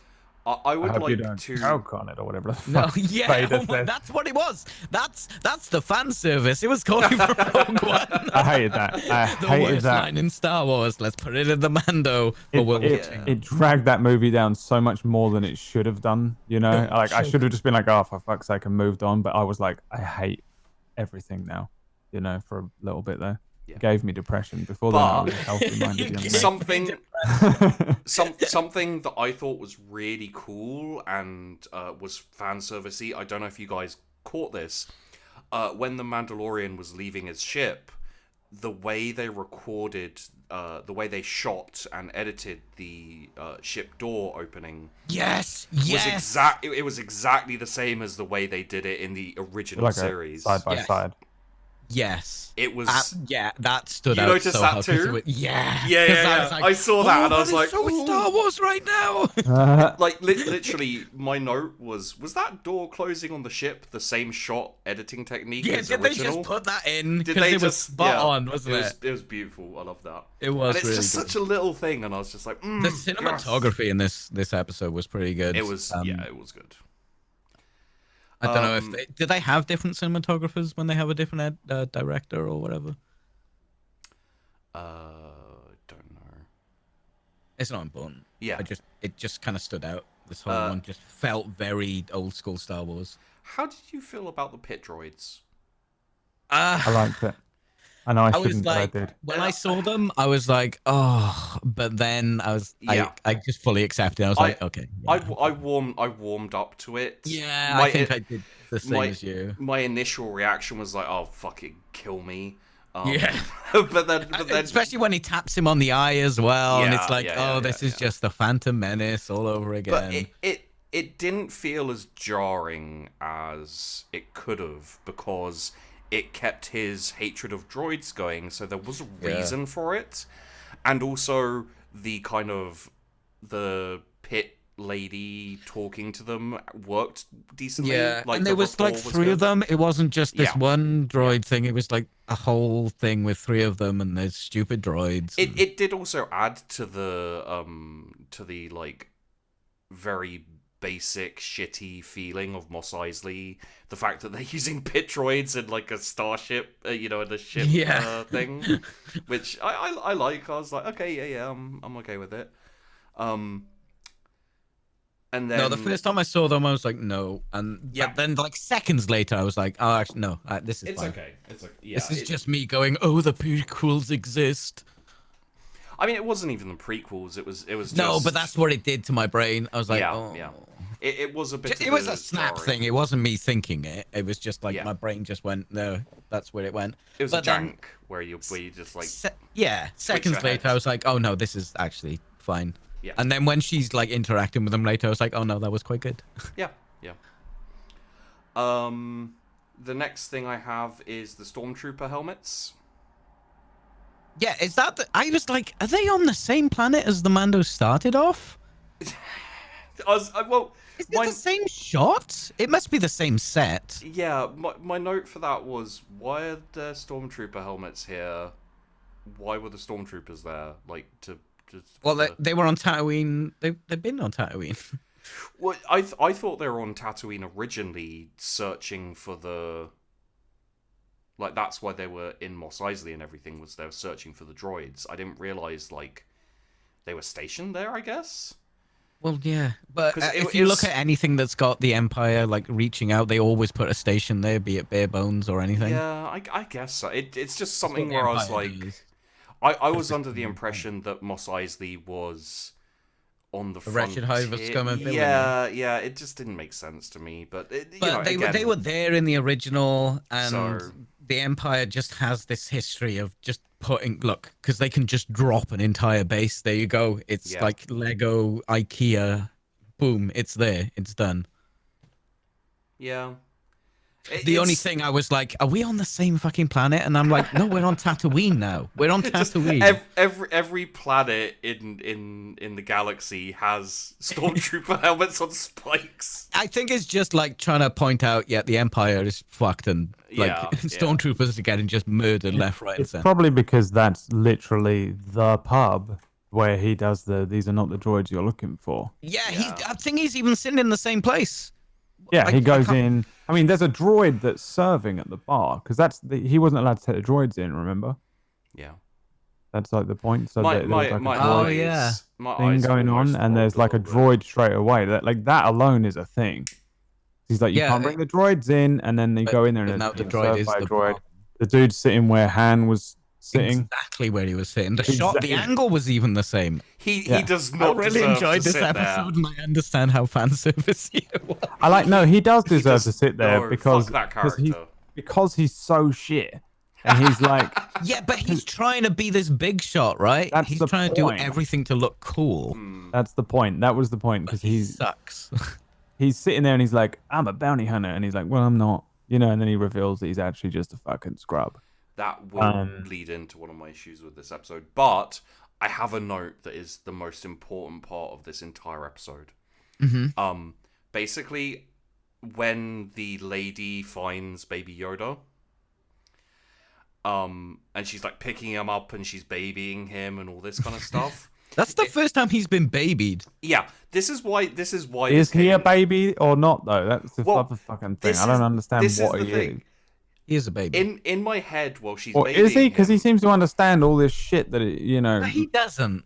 When he needs to understand shit, he understands Well, shit. yeah, but that's just the trope he of a doesn't, he's a child baby. in a show who understands things like an adult when they need to, but then they're a child when they need to be. That's like But he's every Kevin fucking from show. Home Alone. Yeah, exactly. in my head, Which would have been a better episode last week. They should have done Baby Yoda on the ship, Home Alone, and two orcs are trying to get in the ship. I'm not sure about that.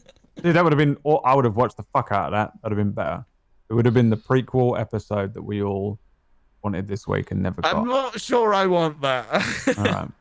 I'm not sure I want the home invasion.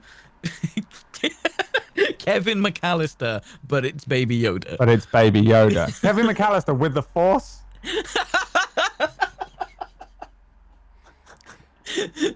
Home Alone 4th edition, yes. Baby Yoda show, no. Yeah. I don't think I want that.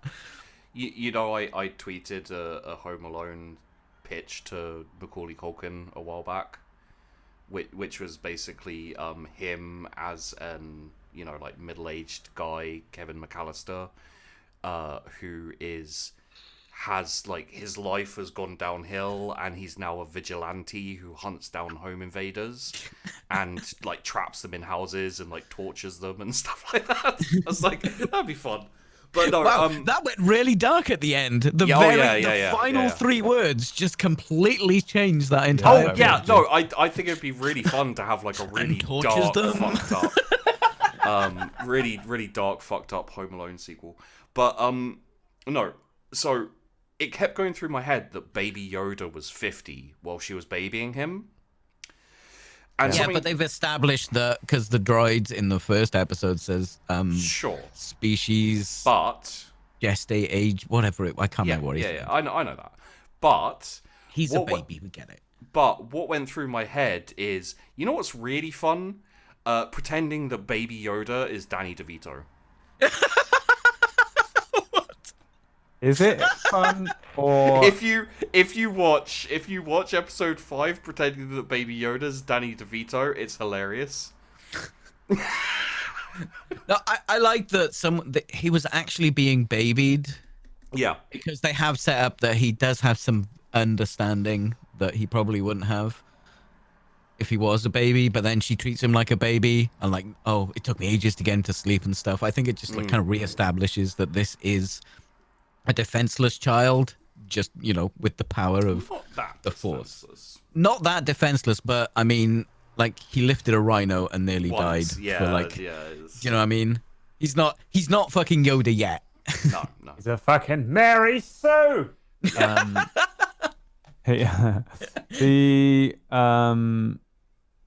don't care about Baby Yoda as much as like what he can do and shit. I don't care. I'll just wait for them to tell me.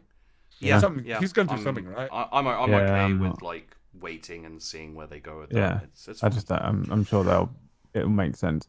What I did care about more than anything else, I wonder if it's in this entire thing, was the swoop bikes remember Anakin on the swoop bike being all moody? No, I'm kidding.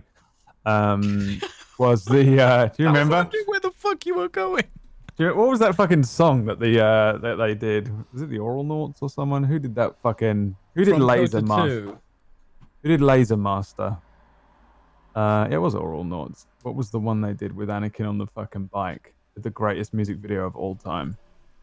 I'll find it for later on. No, I liked that that they didn't fucking just endlessly murder the fucking, what are those things called? What are they? The Sand People.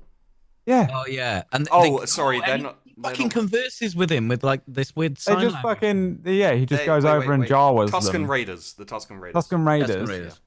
He I was like, oh fucking hell, we're gonna have to. It's just gonna be another fucking because they're like looking right. They're looking at him and shit, and then they straight up did a comical. Like they're standing off screen, just fucking Oh my pan God, sideways, and there's just these two Tusken Raiders just standing there, like, what the That was fuck? establishing that guy was fucking terrible. Yeah. I loved it. I loved that. It was so stupid, And but the I was man like, who is so relaxed and he knows exactly what he's doing because he's got it planned in his Boba head Fett what's under going him, to right? happen. And they Boba Fett just is from start you. using sign language for some reason, which I kind of Well, they weirded had to me. converse somehow, right? Yeah, I get. It's just I wasn't expecting it, and I was just like standing there. I liked the Mando being the teacher. He was actually demonstrating how he has stayed alive this long. Yeah. Because he isn't all fucking brawn and shit like he showed last week. Yeah. And he went, shut the fuck up. We don't need to fucking just shoot our way through everything. That's not what bounty hunters do. He was very tactical all the and time. I like that. I really, really appreciate it. And I also just appreciate it because I thought that as soon as they landed on Mos Eisley, I was like, okay, this is either going to be they're either going to just do like Jabba the Hutt stuff, you know, and he's going to be like... I was so hoping it wasn't going to be Jabba the Hutt, and I'm glad that they were just literally like, yeah. But, well, you know, but the Hutt family. Hutt. Yeah. But Boba was a fucking working for him, and I thought, oh, God, what are they going to do? I was apprehensive a little bit. Yeah. And then they went out into the sand and they see these fucking Tusken Raiders, and I'm like, oh, I was so sure that he was another going to fucking... pop up in I front killed of his... them! Not just the man!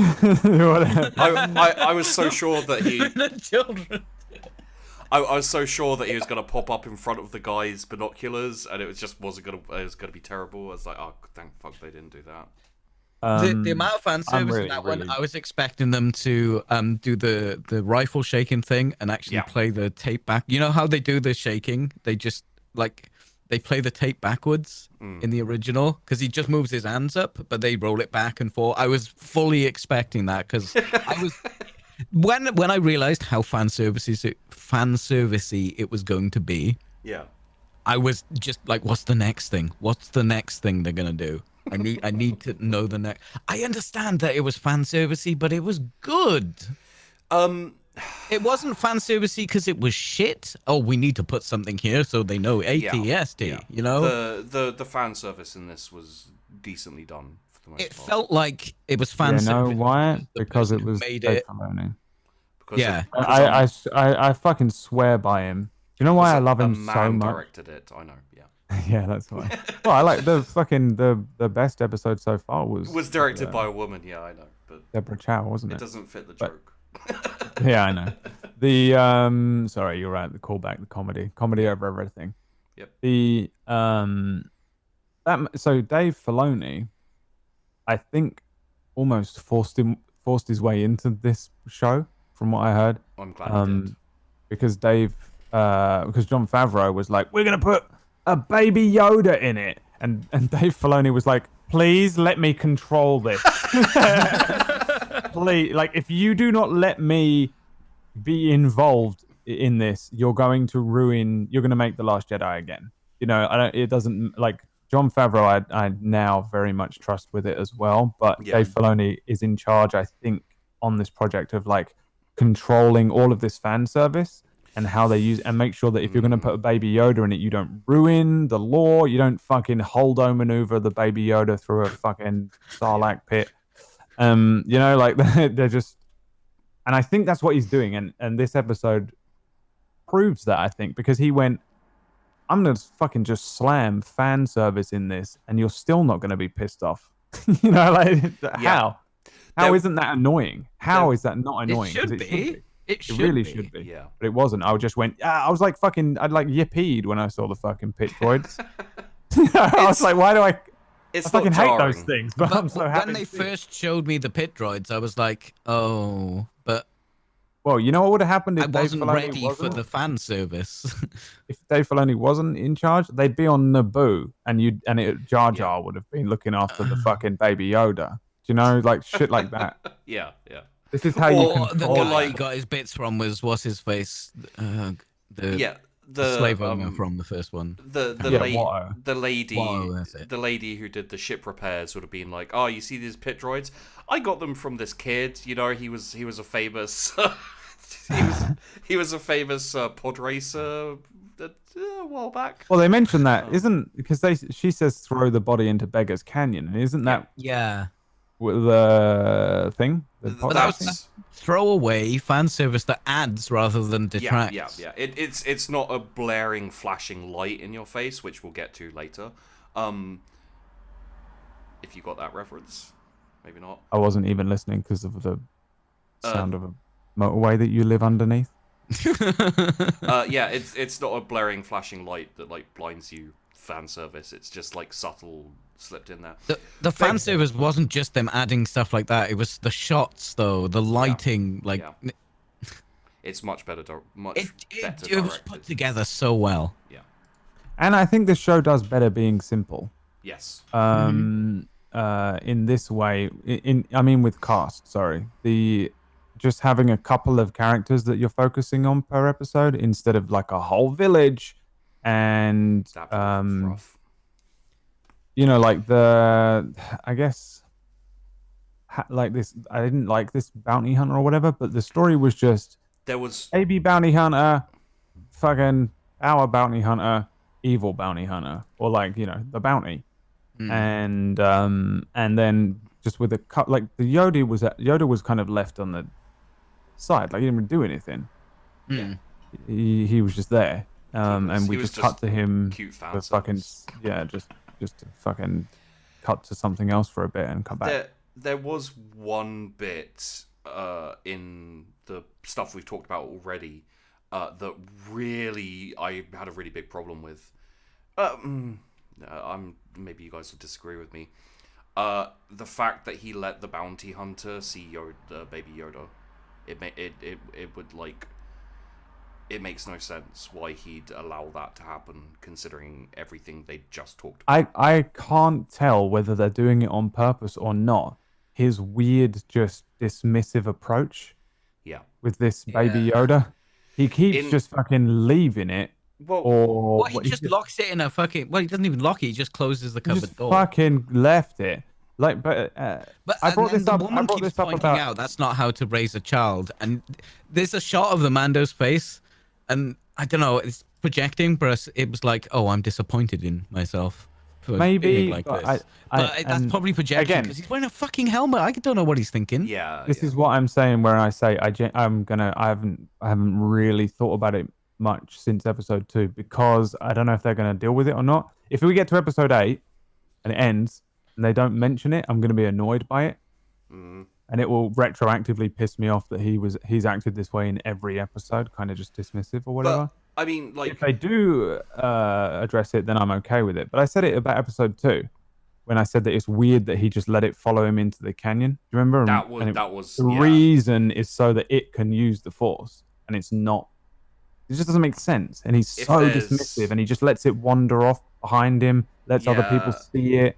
I would lock that fucking thing away, or I'd get it a little suit or something, so that it looked like a droid. I don't know. Put it in an R2 unit and have that follow you around. Put it in a hamster ball. Call it BB. Like it doesn't make any sense that you are right, and it has been pissing me off a lot. But I also, I'm like. They're doing it so blatantly that there must be a reason. I don't know what that reason is. But I think it's supposed to be he's not used to babies his or like looking after or anything. Yeah, I think it's supposed to highlight the fact that he's. But that's why I think I project. That's why I think I projected that thing when there's a shot of his face, and he's in a helmet. But I'm going, oh yes, he's disappointed with himself there, and kind of going, oh maybe. The really big problem for me is he has been demonstrated time and time again to be smart and tactically minded. That's his whole thing. I can't get past him talking to a bounty hunter who's desperate to join the guild, and then him going, yeah, just let this old lady wander out with baby Yoda and show it to him, so, you know, a little ways down the line. Yeah, but like, what? She wanders out with him. called- What do you do there? What the fuck do you do there? you just don't let her do Because that guy didn't anything. pick up on it until, like the bounty, who had like fucking half a line or something. Jesus Christ, that was. She's a good actress as well. Like what? She had nothing to do in that episode. That's why, because she's alive. Right? I think she's alive. I think She is probably, alive.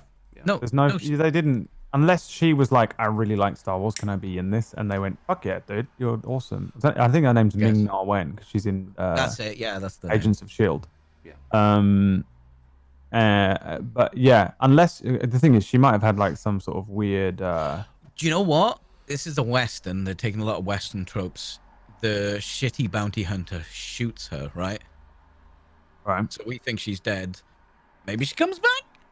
Yeah, I don't think she's dead. Yeah, you think? Because, I mean, that would I- fit into 1,000 Western tropes. I don't see how. Let's get. Based purely, and this is just like having meta knowledge, you know. But I think it's just because it's her. You know, she's This not. episode Yeah. is called The Gunslinger as well. I have some issues with that. So Why? Why is it called that? But she could be the gunslinger. Yeah, it could be. Right. maybe. But just going back to like the why was that allowed to happen? Basically, you know, like it feels like they needed a way for the prospective guild member to see Baby Yoda so they could do the thing Again, that they do. Well, yeah, exactly the definitely. same thing as letting it go into the fucking bull pit or whatever the fuck that was. Yeah, I agree. It's the Mudhorn. That's what it's called. Put it in the scene to do a thing later on. It's different though. The thing is, the Mando doesn't bring it out and goes, "Oh, look at my Baby Yoda child. Look at it." He doesn't do Yeah. that. It's No, the no. woman's got it when she But- shouldn't. My point is. Yeah, but how hard is it for him to be like, "Don't you fucking show this thing"? Yeah, he knows. She listened to enough. him when he was like, "Don't let the droids on the Yeah. thing." Like this is the thing is he knows enough. He had the conversation with the bounty hunter. Like if he'd have walked in there with the Baby Yoda, or if she'd have come in there, into there and been like, "Oh hey, here's your kid," and then he notices the bounty hunter and they talk a bit and he realizes that would have worked. The order it was done in made no sense. All he would have done, like the second that this guy was like, "Oh hey, I want to get into the guild," he would have gone, "Okay, cool, yeah, let's do this job together." Walk back, tell her, keep the Baby Yoda hidden, because this is literally his ticket into the guild. He will do anything to get this Baby Yoda. There you go. Yeah. It was again though. I need. It doesn't ruin it. It Here's the thing, doesn't ruin it, but it annoyed me. It's stupid. I think it's just part of he sucks at this being. No, I don't think- not I don't that think part it is. of it. Like he sucks at looking after the kid, but not at thinking. Yeah, Not at being I know. tactical. Yeah. It makes Wait, no wait. sense. This whole show is called The Mandalorian. Yeah, and I am obsessed with it, and I have been the whole time. Okay, we're missing a puzzle piece, and a very important puzzle piece of this character. We still don't know his whole childhood. past and stuff, right? Now, It's been 2 episodes without that as well. this ship belonged to the guy that trained him and saved him. That's my theory, right? Okay. He gets saved. That fucking thing's about to kill him. Whoever saves him, saves him. Yeah, whether it's a fucking bounty hunter or a Jedi or a Mando, whatever the fuck it is. I mean, as long as it isn't Yoda. Still betting on Mando. I now think also Mandalorians, but Yeah. you know, whatever it doesn't matter what it is. What if whenever we see any shots of him with this person who was training him or bringing him up, you know, because whoever it is has to bring him up probably from that age, because his parents are dead, right? Straight up. But in the Well, last I mean, episode, you know. since he was a child, which kind of makes you think, So in chapter 4, makes you think that, like, that's him as a child, like, not much longer, and he's a teen then, not a child. let's have some flashbacks of him. We need more flashbacks. We definitely need The more. lack of Now, flashbacks what in I'm the last saying 2 is episodes now, worrying. both of you. Do you think the next episode is going to be a complete flashback? I hope That's why not. it's so different. I hope not as well. But I don't know. I think it's going to be. I think it's going to be episode 7 because that's John Favreau and Deborah Chow again, which is the people who did the episode 3. Yeah. Continuing the arc. Yeah. Right. And then 8 will be him going to save little baby Yoda because the Empire. Yeah. Here's what's going to 8 will happen. be down the showdown. Next week, baby Yoda's getting kidnapped. Mm. Right? Because this is my okay. I'm going off on 2 tangents. At the And end I of want the to cover them episode. both. Oh no! The end yeah, of this go. episode, the person that found her, whether she's alive or dead, is totally what's his face from Breaking Bad. He is going to capture Baby Yoda. Then episode 7 is going to be a flashback, and then episode 8 is Mando going to save him again. I reckon. That would be how I would do these next 3 episodes, and it's also just kind of the thing. It could be a whole episode because we've had no flashbacks at all, and that's very well established. There's something going on with his past. So now, again, like you two just imagine now, we have flashbacks of Mando's past. Now, him plus insert whatever kind of mentor he had, and the way his mentor treated him is exactly the way he's treating this baby Yoda. That would make sense. Oh, If that's the case, I will forgive all of them. All of the times I've been like, why is he so fucking blasé about this? You know? Maybe he sees the baby Yoda as, you know, just and I think he does. That's the point, right? When he has those fucking flashbacks and shit, well, he sees it. The reason he's doing it, the whole point of this, because we're just missing that puzzle piece. Yeah. So you're like holding it at bay every time it happens, and you're like, hold on. We don't know yet because I genuinely believe that is the reasoning. Because again, like I said, that's why I'm obsessed very with this convincing. ship. That's why I'm obsessed with this ship, and that's why I'm obsessed with because it was on this that someone in your chat told me that was in the Clone Wars. The flashback was in the Clone Wars because that makes sense because of the droids and shit. Yeah. And so that means, you know, I am a little bit of me. There's no fucking way. But a little bit of me is kind of weirdly hoping that his mentor was a clone, because then there's an even more like fucking that would be interesting. Boba Fett, Jango, clone. That's why he has like a ship that looks a bit like that. I didn't really like the ever actor. since you told me that fucking Boba and Django aren't even Mandalorians. Which is still vaguely disputed, and I also don't have any real definitive. 100%. I do not anymore believe. I adamantly believed they were Mandalorians, and now I'm like, no way are they Mandalorians. Right? Yeah, it's your fault. It's again, it's the canon what is it called? Legacy? What is it? We Legends.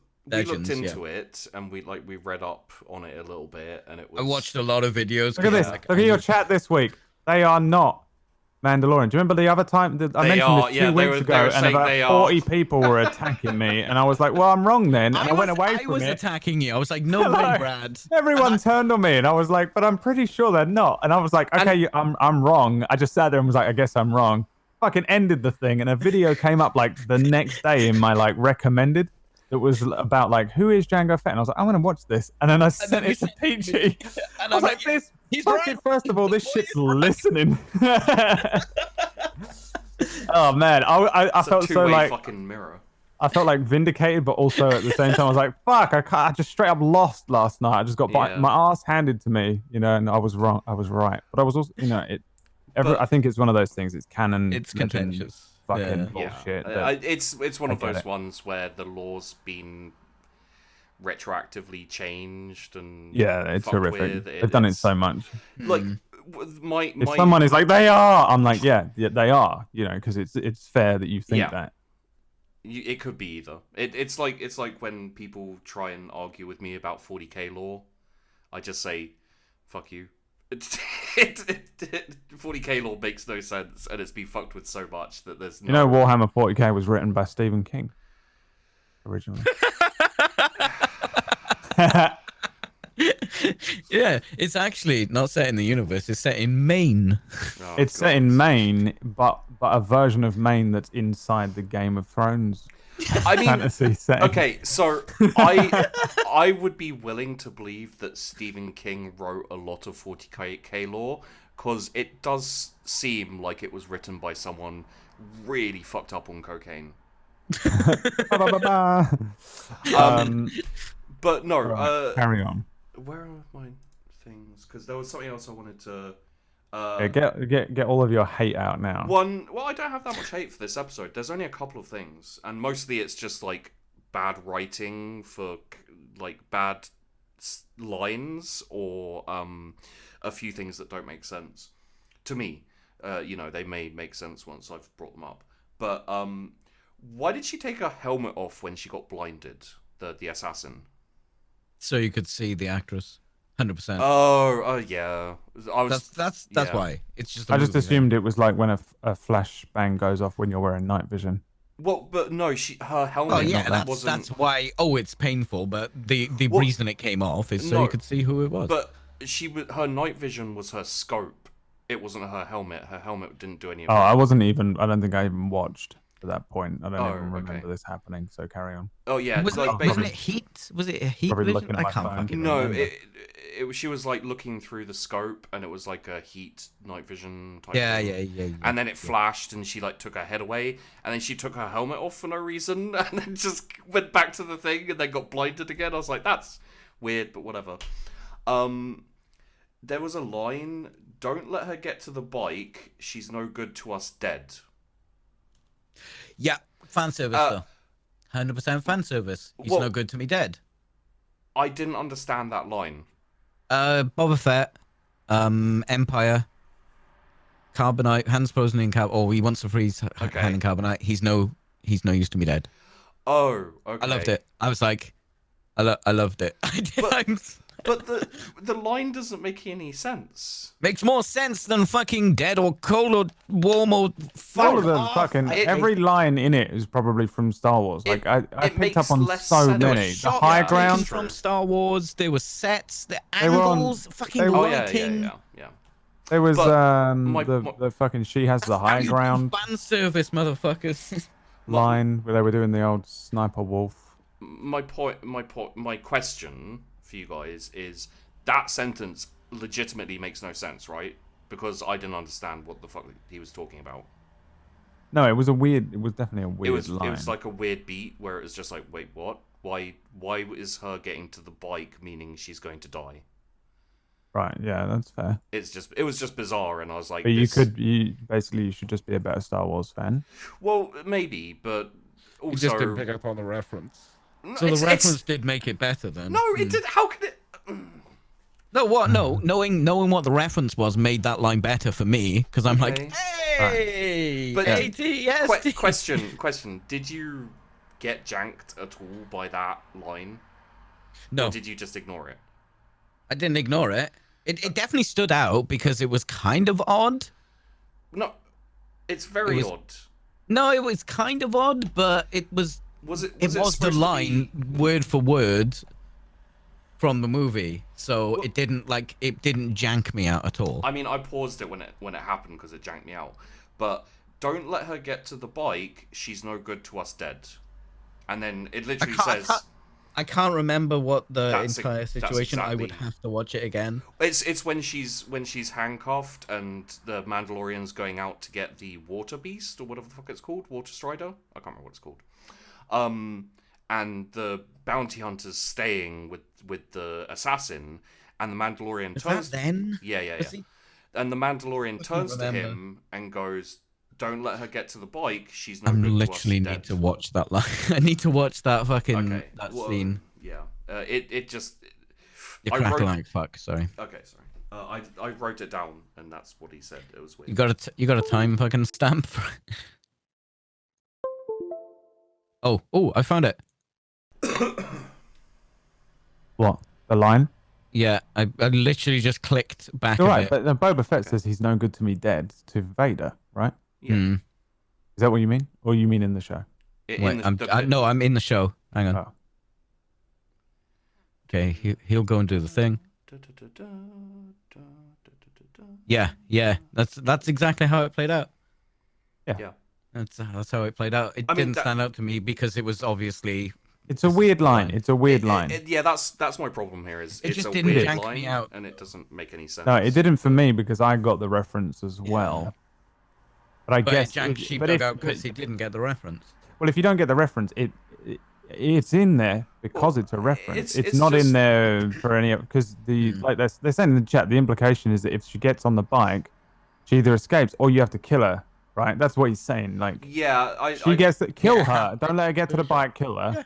And I don't want her dead. Yeah, and they were like, it was, we can word it this way for fan service. It's reference. Like, it's just a throw. If it's not from the movie, it's just a throwaway line. Don't get it. I feel like blah blah blah. But... I feel like Dave Filoni was going for some sort of like quota. Like they put a bet. It was a bet. he hit that quota though. They had a bet. They were drinking the night before he wrote this. They were like, Dave, we're gonna give you one episode and you write it and direct it. It can't be the first episode. We'll give you episode 5. And he went, okay. And then they got drunk and they went, should we try and get the line in there? And they were like, yeah, wait, see how many lines you can get in there. Wait, they're gonna go to Tatooine. Like, put pit droids in it. Oh, you're crazy. Nah, do it. They just fucking... Oh, we could put a cosplay Han Solo in there. I'm gonna set it in Mos Eisley. No, you're crazy. In the cantina. And Stephen King's the actual cantina. Oh, we'll have a cosplay being Han Solo. And they woke up the next day. They all looked at they all crept quietly back to the fucking writer's table and went, "Fuck it." And then they pulled it off. They did pull it off, though. That's the thing. They pulled it off. It was great. I loved it. They could easily have ruined it, you know. They could easily have had Watto and been like, "It could have." And all mind tricks don't work on me, only money, or whatever. Like, fan service isn't inherently bad. Someone said that. No, we're not saying. It's just that most people fuck it up, so it's got a bad name for itself. The more recent excretions from Hollywood have had fan service in a lot of their stuff, and it's always ham-fisted and bad, and just it makes you cringe. Basically, it's cringe fan service. It is. Which is why we're sounding surprised that fan service works, because it's not what we're used to. Like some of them lines in Solo are like, ooh. Yeah. There you go. I think that was bad fan service in Solo because there was too many of these like important things and not throwaway lines. Yeah. You know, like some of the good stuff was how he got his name. It was just a stupid thing. It doesn't matter, right? She's playing the card game. What the fuck is that card game called in Solo that the whole fucking film is about? The fucking card game that he wins the Millennium Falcon in. Gwent, right? She's playing Gwent. She's playing it with the droids in this episode. I didn't even notice that. Oh, with the nuts and bolts? I didn't even pick up on that. Yeah, I didn't notice that. Oh my god. What's it fucking called? God damn it, I need to Google it. Hang on. Do it. Well, while you're Googling... What is the card game? I have one more thing to criticize the episode. Sabak! Sorry. Sabak, yeah, that's right. She's playing that, right? That's what they were playing in the episode. Maybe. Timestamp. I didn't realize until you just said that that's what they're playing, and that is absolutely what they're playing. What else would they be playing? Yeah. That's fan service. That's silly. But it's nothing. It's subtle. It doesn't mean anything. Yeah. Whereas being like, this is how Han Solo got his name and the Millennium Falcon, and this is how he got this, and then that's why he has those dice, and this is how he met that guy, and that's how he became friends with Chewbacca. And you're just like, Christ. Stop! Just fucking throw one. He also knew the rebellion. By the way, God, throw one thing in. Throw one thing. One big thing is all we need in there. And honestly, the only one big thing you need is the dice, because you made it way too big of a deal in The Last Jedi. So it has to be that one. Leave everything else. Obviously, and you know what? How he got the Millennium Falcon. I kind of like the navigation computer. I like that. It is a little. I guess it is a little worrying to think that Han Solo was very, very close to being called Han Johnny No Mates. Yeah. Hando. Hando maneuver. The Hando maneuver. I have a question about this episode. Yeah. How the fuck? What did the baby Yoda do? Like a force jump off of his body as he got shot, or does it just crawl away? And then they're like, "Oh no, where is it?" No, I don't know. It was like, where's he gone? There was a flash like, and he was gone. Yeah, does he do something there? It or made no not? sense that the Baby Yoda wasn't there. Something happened because that was like, what?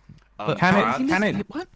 Did Because he it just do rolls shit? off. Or was it just for our own, like, buy a few more seconds of anticipation? Let's make. Oh no, is he hurt? Is he hurt? Maybe. Because I was like, oh no. Brad, he's a space wizard. It doesn't need to make sense. Maybe. Well, no, I know, but that's my question: is do you Yeah. think? Because I don't think we know. It was so glaring and it was kind of pointed at, and Yeah. like Did he you do were, something? you were made aware of it. Because this is the and then this comes back to the another point that I was thinking of earlier on when we were talking about it, and I forgot. Maybe he can kind of look after himself.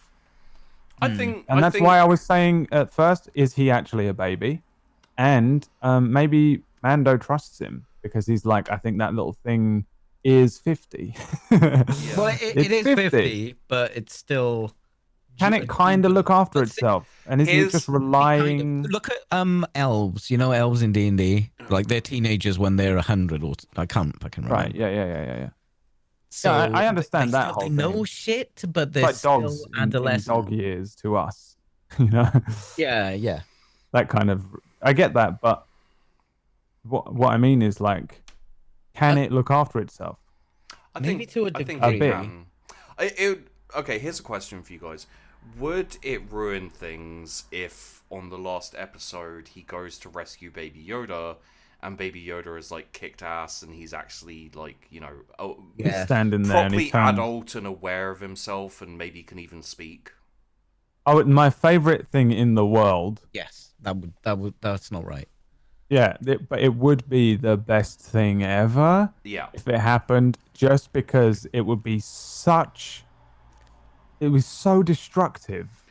That the part of me that just like that wants a everything. post-apocalypse and just the hatred of it I would laugh so much if he walks into the fucking Empire thing and then Baby Yoda turns around and just says, "Fool you are." No, and it's evil and it kills him. He's voiced. He's voiced by the guy who played Khal Drogo. What's his name? Yeah, Jason Momoa. Jason Momoa. Yeah, he's voiced by Jason Momoa. Doing Jason Momoa's voice, like, "Hey, what's up?" Just straight up in Jason Momoa's voice. He's like, the last episode is directed by Taika Waititi as well, which makes me really worried because he will do fucking crazy shit for comedy. Yeah. He does, like, I mean, he is good at Thor Ragnarok. Gilbert Gottfried voices Baby Yoda. Have you seen what we do in the shadows? I haven't seen it yet. I want to. Super worth watching. Both watch the movie and then watch the TV show. TV show's got Matt Berry in it as well, which is the best. Love him. But Taika Waititi, comedy legend, directing the finale of this. Bit of a troll. There's gonna be, like, he is just naturally funny and he's very good at portraying that through the screen. Yeah.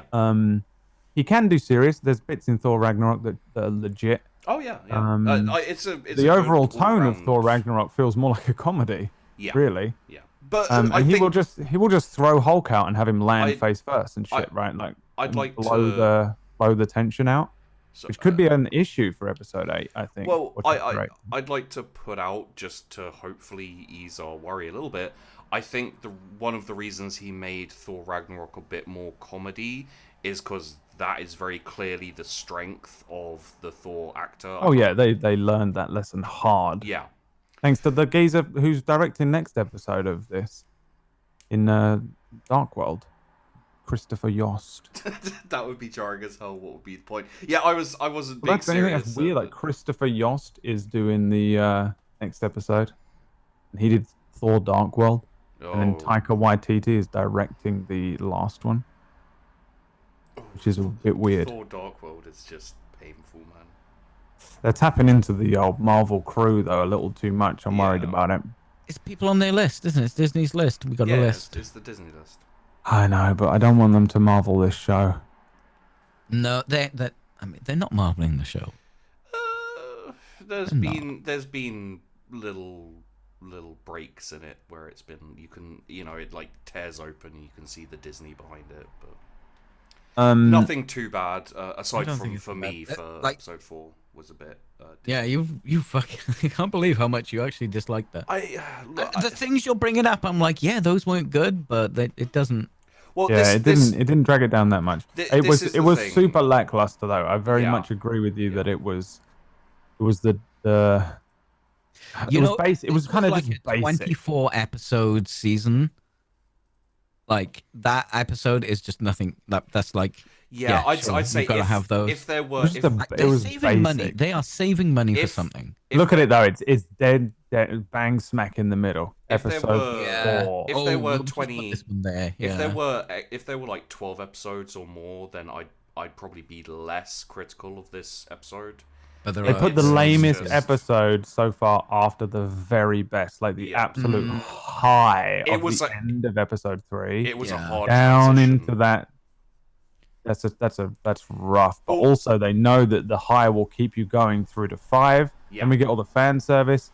They're doing a good Mhm. job of I- putting the episodes out in the right order, I guess. I had no hesitation about watching episode 5, even though I'd watched episode 4. Like, Right. like I wasn't worried about watching episode 5. I was Imagine like, watching the first 3 episodes and then having a bad episode and being like, "Fuck this show, dude." yeah, I mean, you know, like this What was is the that thing. love? What was that love shit It's in the episode? Why were they in love? And everyone's like, "No, sheepdog. I don't think you know what love is." No, why no. was it happening? Hey. For the record, like even when I was referring to it as Stargate, I like Stargate. No, It's you were right. just- You are right. I think you're right. It was a Stargate episode. Yeah, it's just like I think That's a good analogy. I think I maybe approach this a bit more. Like I couldn't Care disconnect about the myself. woman. Oh right, yeah. I couldn't disconnect and just be like, okay, this is a bad episode, but can just get like there were so many like non-stop all the way through the episode things It's picking that at were your brain then, and then you're Yeah, constantly yeah. looking for it, so I you're just- finding way more problems. yeah. I just couldn't enjoy it. At the end of the day, I did enjoy the ATST battle and the battle and everything. You know, there were parts of the episode that I did when I saw that legitimately enjoy, but yeah, it like episode 5 is fine. It wasn't great.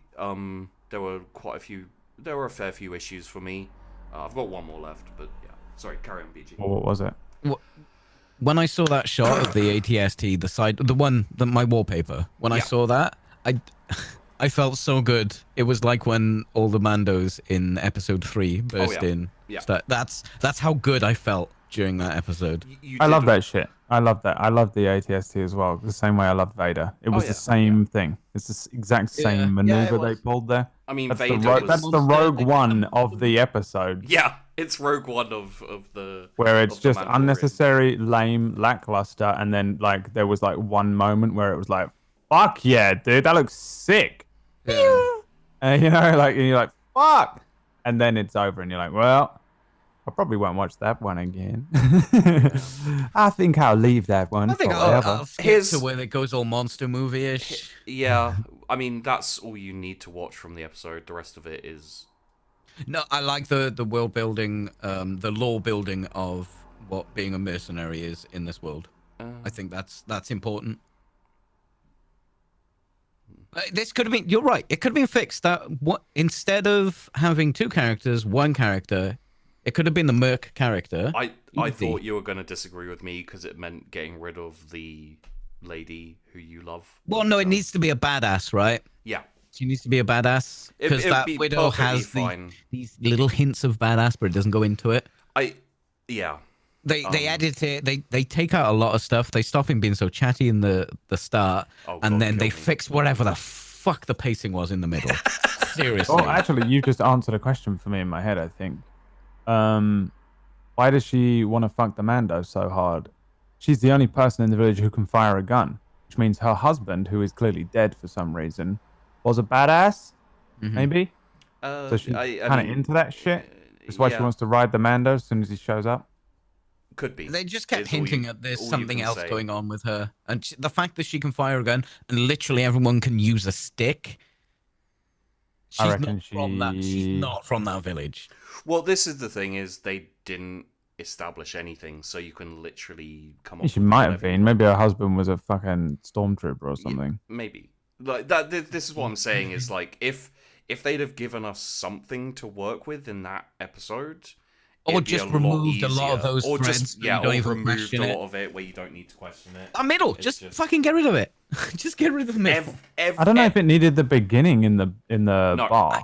didn't need the beginning. Oh, Take that out. Yeah, but no, that's I like that about what I'm saying. The lore building of the life of a mercenary, a bounty I hunter. don't remember any of that. I'm not. But gonna lie. why is that bar there? That bar's not. It's just fucking. Yeah, the random. bar made. There was some weird stuff going on there. It's badly bar is directed. It's what a you can badly directed episode. That's Maybe all it I'm is saying. Remove the directing. bar. Maybe I just don't understand what directing is, and or like my only way to understand it is that needed to be edited better because I can understand that more than I can understand. Well, again, I think it's. I don't think Directing. it's that. I think this is maybe something that Jon Favreau does, where he goes, "I need him to meet this woman, but it can't be in the village. So there's a bar over there now. I need Yoda to use Force, but he would leave him behind. But I need him to come with him to the Mudhorn. You know. It does definitely feel. So now he's coming with him for no reason. And what was today's one? There was one in today's episode that was like, I needed this to happen. The guy seeing Baby Yoda. Guy seeing Baby Yoda. I need to take their head thing off my head. The gun or whatever the fuck you said that I didn't watch clearly. When the light goes off and she takes the... The reason she Oh, takes off yeah. the helmet is so, So you can see it the So That's you can it. see her face, but it just made no sense in Exactly. the But that's setting. why... It's Which is ironic for this movie show fucking... things. And there's That's one. ironic for this show, though, considering There- we never see his face. Yeah. There's one. And there's your sexism if you want some. I There could you get go. behind that, probably. There's one other part that I had a problem with that I'm sure you guys, your answer will probably be because of this, but it'll be like outside of, the logic within the show. It will be like an outside reason. But basically, he kills the assassin. It's a little bit janky. It's like, okay, sure, I guess. It was like it's like what Brad said before of the whole Seven Samurai setup, the spaghetti westerns, not always making sense. It's like we think he's gonna betray him, but then he shoots her, but then he betrays him anyway. He's also betraying her. It doesn't really work, but it's okay. I could get past it. But then neither of them take her body. Why? Okay, Because the assassin. yeah, Which episode are we talking about? 5. Today. The assassin. Yeah, Who's the fucking assassin? she's a bounty. Oh, the And- bounty. Okay. Calacan, is that her name? Yeah, and like he shoots her and then he leaves her, and like he did establish that he's not interested. Oh, the shitty bounty hunter. Yeah. So he shoots her and And then leaves drives her. off. Oh, the good bounty. Ming Na Wen. The I want to check. Okay, so you've got We got cosplay Han Solo. yeah. We've got the Mando, and we've got the bounty. The bounty, yeah. Okay. So the cosplay Han You Solo mean he shoots, kills her? Yeah. He kills her, and then from the bike. he jumps on the bike and he heads back to go capture Baby Yoda. Sure, Yeah. that I can kind of understand because he's not interested in the money. He's interested in getting in and being a legend. Sure. Yeah. Mando comes back, sees her, and even though this entire thing was for him to get her so that he can get money from her, leaves her. What he takes? Wait, doesn't he take her purse? That's No. what she. No, he that's what he takes- pays. What's his face with? No, at the end? he takes the purse from the Discount Han Solo. Discount Han Solo, yeah. Who later. took it from her? But he doesn't check the body or anything. Why would he? What do you mean? Check it for what? well- Check she's alive? No, because like he needs money. This is the entire reason he's doing this whole thing, right? He goes to capture her as a bounty. I'm assuming. No, he he'll- doesn't do it for money though. He does it for. He's doing it to get into the thing and. For, No. Mando. He wants the street cred. No, Mando's doing Mando. it for the money. Yeah. So Mando's doing it for the money. Yeah, Yeah. but the Mando doesn't have the bounty, and he can't go to the bounty because he's out of the guild and But wanted. why? Like, okay. So there's nothing he can get out of this body, Sure, and also sure there is. He could take it back and have someone I else think do she's it. alive. I think she's alive. Well, yeah, but dude, that's an out of story reason. It's an out of setting. Like that's. Yeah, but why would he take the body? Because Like he has no could get use for it. He could get the weird woman who kind of like the. He could split the bounty with her. He's looking for money. Surely No, he'd take the he's body just- back and see what he can do with it. No, look, the I don't know if he's into fucking dragging corpses around either. and he's trying to get back to save what the fuck's going on with Discount Han Solo. I mean, he won't be any slower. Yeah, he's in a rush. Yeah, there's no way he's stopping to pick. Like, I don't see the reason in him collecting that body because he can't do it himself. Can't do anything. He probably without- does check the body. He doesn't mean- show it. He doesn't need to show it. Well, yeah, he probably just did kicks check it it or over. something. I mean, The guy has taken everything off of her. and right? that's how he pays. And that is established. That is established in the thing because he's like, hey, don't loot everything. I want some Yeah. earlier on. So you know that he's going to loot this woman, which he does.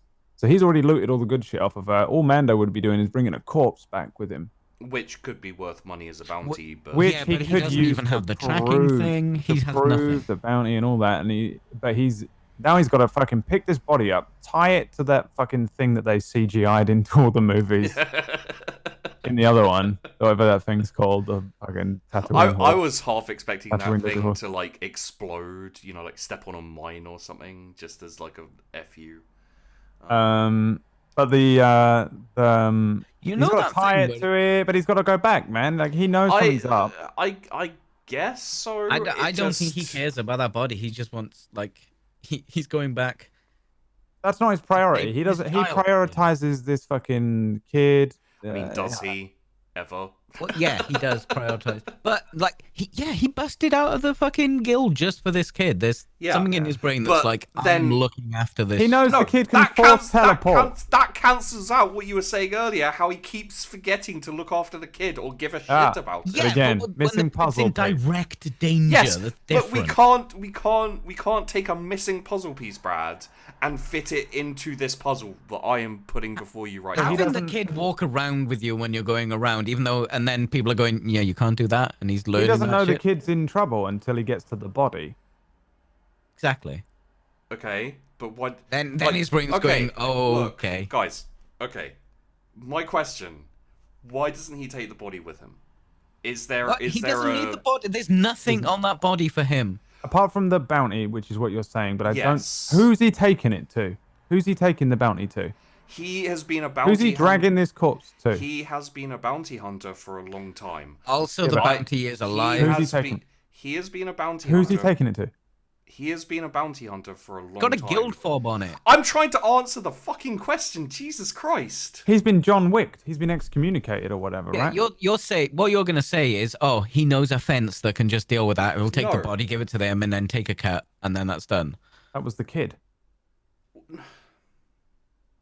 All I'm saying is he's been a bounty hunter for a long time. He probably A has contacts and B he probably would be able to sort something out. Maybe Yeah, with probably, maybe if he tries. That's overcomplicating. Meanwhile, Sounds like a here's lot of fucking effort while baby this kid's being Yoda. fucking taken. Yeah. I But, kind like- of completely disagree with No, that being an all- issue. What's more important to him? The bounty of this dead body that he's got Which to he might fuck not even be around able to with, get any cash with.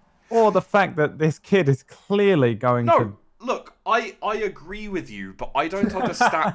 I don't understand why he can't chuck it on the back of his fucking mount and bring it back so that in case he needs money, he can be like, "Hey, lady, can you, can we?" Because work she's out- still alive and she's got to come back next. Yeah, episode. I think. Yeah, she's I know. alive. I know that's the reason. What's But his they- face? What's that guy called? That like- bounty isn't just a bag of cash on the floor at all. No, It's not like he but needs to work on he that. doesn't That's going to have- take time and effort. But All he's thinking about is I need to go back and fucking murder the shit out of Discount Han Solo.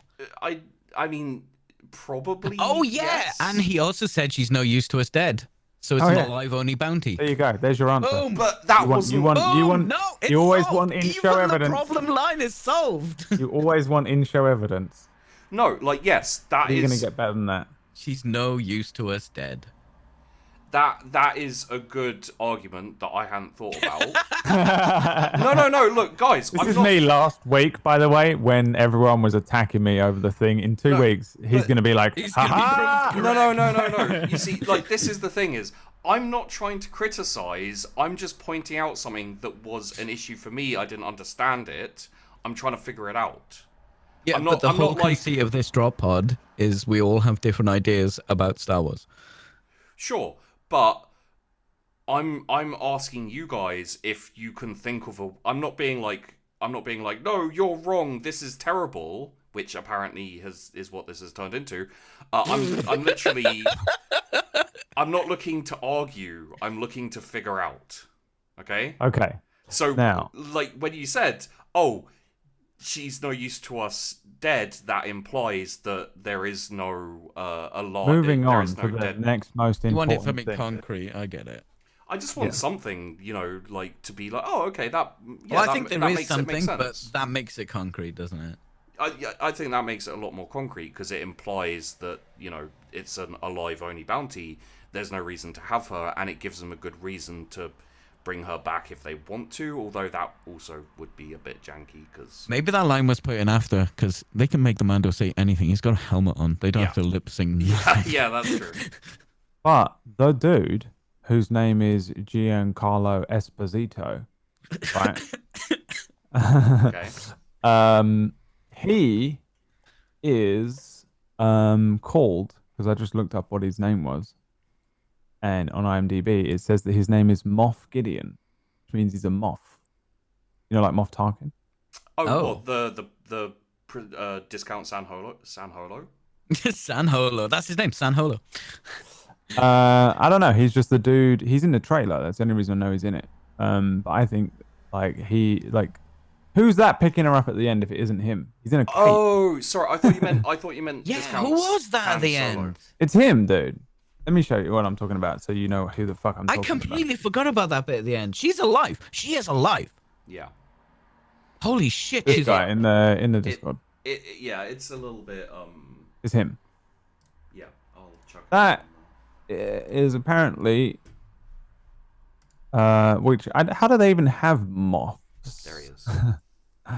left? I mean, he's Well, I mean, you know, like well, they splinter all over the place. Look yeah, at the they dude they in the first splintered one. off, and I mean, someone had to join the New Order, right? yeah, I still They don't probably fully took a lot know. of infrastructure from the Empire, I'm guessing. Yeah. Oh, I'm gonna send you to a video, by the way, that I watched yesterday that made me go back on The Last Jedi by 0.05%.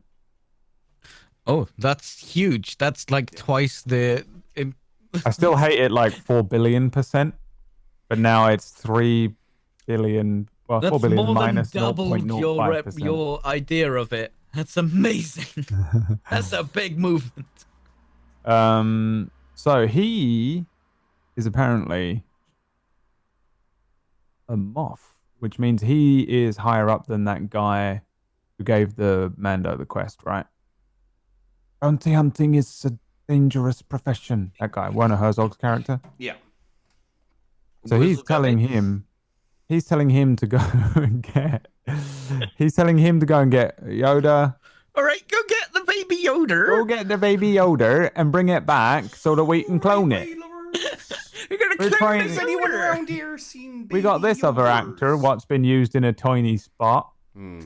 because he's going to come back later on, along with Ming Na Wen. He is in it. Now, I have destroyed something for myself, which is why I hate fucking Googling things ever. Oh, He's in... Do you care? Do you want to know? sure. Yeah, I want to know. He's in episode 7, Hmm. which means... She's alive. Which means, A, I think she's live. But also, I think it proves that next week is the flashback. Well, Next week is the flashback, not the one. Not the one Do you- after. do you think? Well, no, it can't. Unless be. it's a flashback to the fucking Imperial times and he's in charge, but why would it be? Well, it can't be a flashback to when he was a kid and everyone got killed in his village or wherever the fuck he was, because that wasn't Imperial. That was the droids. Yeah, that's what I'm saying. So, do you think? Okay, Yeah, that was Republic So that means next week is a flashback. era. Maybe there isn't a flashback episode. We're like completely convinced there's going to be one. I have this feeling like they may be mostly done with the flashbacks. No, there's not. They're not at all. Oh. They need to show us more, and they man. keep showing that one shot of that super battle droid. Okay, here's a question for you guys. Like, okay, before we get to the question, because I just thought of something. Did you both also hear the spurs at the end of the episode? Yes. Oh yeah, there were spurs. Yes, there were spurs. Ka-ting, You're right. I literally only just watched it. Yeah. It's like I'm watching it again. I love this. This mean, is why I took notes. I should have taken notes, but I was like, I need to watch this, and I got to stream. That's just gonna be a fucking Dave Filoni thing, isn't it? What, the spurs? Did that guy have spurs? Yeah, I think he either had spurs or it's supposed to be thematic that this character that's just turned up and the Mando have a showdown. Hold on. Yeah, it could be. Hold on. I heard the spurs, and I was like, oh, wait, yeah, wait. Western. I cannot. Both of you just close your eyes. Okay. Sit back. Okay. And fill in the blank. One of the unique features of Blank's costume was his spurs, which can be heard when he is walking in The Empire Strikes Back. What character? No. Lando Calrissian. Locked in on Lando Calrissian. What's yours? I want to say Boba Fett. Ding, ding, ding. Chong Dab. Boba Fett. One of the unique features of Boba Fett's costume was his spurs. Is Boba Fett hunting him? Because yeah, all I did there was, and again, like I was like, fuck it. I googled one thing. I'm just gonna Google it out. Right? Who wears spurs in Star Wars? It's like the first thing that came up. Okay. Can I just say that? So if that's Boba Fett, then I'm wrong entirely about that guess. That guess being hit. Was not based on who I thought had spurs. It was who I thought I would least like to turn up in the Mandalorian. Actually, yeah, no. The last person I was expecting to appear in this was Boba Fett. It's not just That's not expecting. Weird. It's not just not expecting. It's I would really really hate for him to turn up in this. You need no. What if he's just still underground? Like he's just still in the Sarlacc, wandering around down there. That's all you hear at the end there. His feet just walk to the dead body. So if with the spurs, if it is, he needs to be fucked up. Missing fucking he needs spider legs. That's the only way he comes back, if he's got spider legs. Here's a question. What if he did rescue him from the village? Boba Fett? Because Boba Fett's not a Mandalorian. No. What if Jango Fett rescued? And he wait. Fett was and he raised no. Boba Fett and this Mandalorian. No, they can't do that. Jango Fett was beheaded by Mace Windu. Yeah. Well, yeah, but if you get the timing, it could. In fucking Longbow. No, the timing doesn't work there for Does it Django. Oh, you made me feel really bad about this show, and I actually process that. It could be. It could. Hang on. Can we disprove this point? Jon Favreau said Boba Fett is not in this. They're all new original characters. Okay. Baby Fett. Is that true? Are these all new characters? Have we seen any old characters at all? No, I think it's true, isn't it? Yeah, it is true. So, did you count Salacious Crumb? We don't know that was Salacious Crumb or just a. Well, it wasn't It was Salacious. literally the exact same fucking puppet from. So was the Okay, guy who was alright. getting fucking roasted on the goddamn thing. No, that was the roasted version. There wasn't a roasted version Did I just make everyone panic really hard? Yeah, I did kind of just make myself feel really ill. like with my what? And then Brad was like, no, he was beheaded. And I'm like, oh, thank God they beheaded Jango Fett. Do you remember fucking Jango Fett getting beheaded and then fucking I do Boba picks remember. up his head in the fucking helmet? And I was so so weird. rabbit caught in the headlights, Brad. I was panicking. Do you think maybe it's a bounty hunter from like the Jango faction or the Boba faction? You know, like someone who was trained with, and that's why they have the same spurs and everything. Yeah, I mean, it could just be another Mandalorian. Actually, they have capes, right? Some of them. Yeah. Well, the Mando has a cape. Yeah. When's he getting his fucking? Bring that over. When's he getting his? What's it though? The my brain doesn't fucking work past midnight anymore. By the way. Fair enough. His jetpack. Yeah. When's it Maybe happening? that's, I mean, maybe why that's does made he out have of Beskar steel, and he hasn't got the steel yet. I doubt they made the jetpack out of Beskar steel. I do. That was Probably should though. It's probably like it's got to be the one of the weakest points on them. I'd just aim for Yeah, that. fucking what's his face? Half blind, half dead, just jabs his fucking stick at it, and then Boba Fett's like, "Oh, I'm the Sarlacc food now." That's a serious design flaw. Yeah, it is a little. Yeah, I don't think it is Boba Fett. I think that would be horrific. They might just be doing some weird shit like teasing to wind people up for this. It gets everyone like, look at us already. Yeah, We're already yeah. fucking losing our minds over this. Yeah, no, I just assumed it was that fucking dude because it looks exactly like him from the trailer. He's the only person who's dressed like that. I've been waiting for him to show up because I really like that guy. Again, I've forgotten his name. Giancarlo Esposito. I've watched a few things with him in. I like him. I think I'm waiting for him to show up, and I'm waiting for Bill Burr to show up. With that, there's the Twi'lek woman. And the Twi'lek's not in it. There's a lot that hasn't shown up from the trailer. The whole thing with the Mando leader, the blacksmith. Here's my question. Because there's stormtroopers like probably going to kill her, I assume, from that the way that is shot. Actually, I have two questions. First question: do you guys feel like there's been a slight dip in quality in the last two episodes? No. Quality? No. What do you mean by quality? What type of quality? Quality is in like maybe it's just because I really enjoyed episode 2 and 3, but 4 and 5 have felt a little less. I don't want to say polished.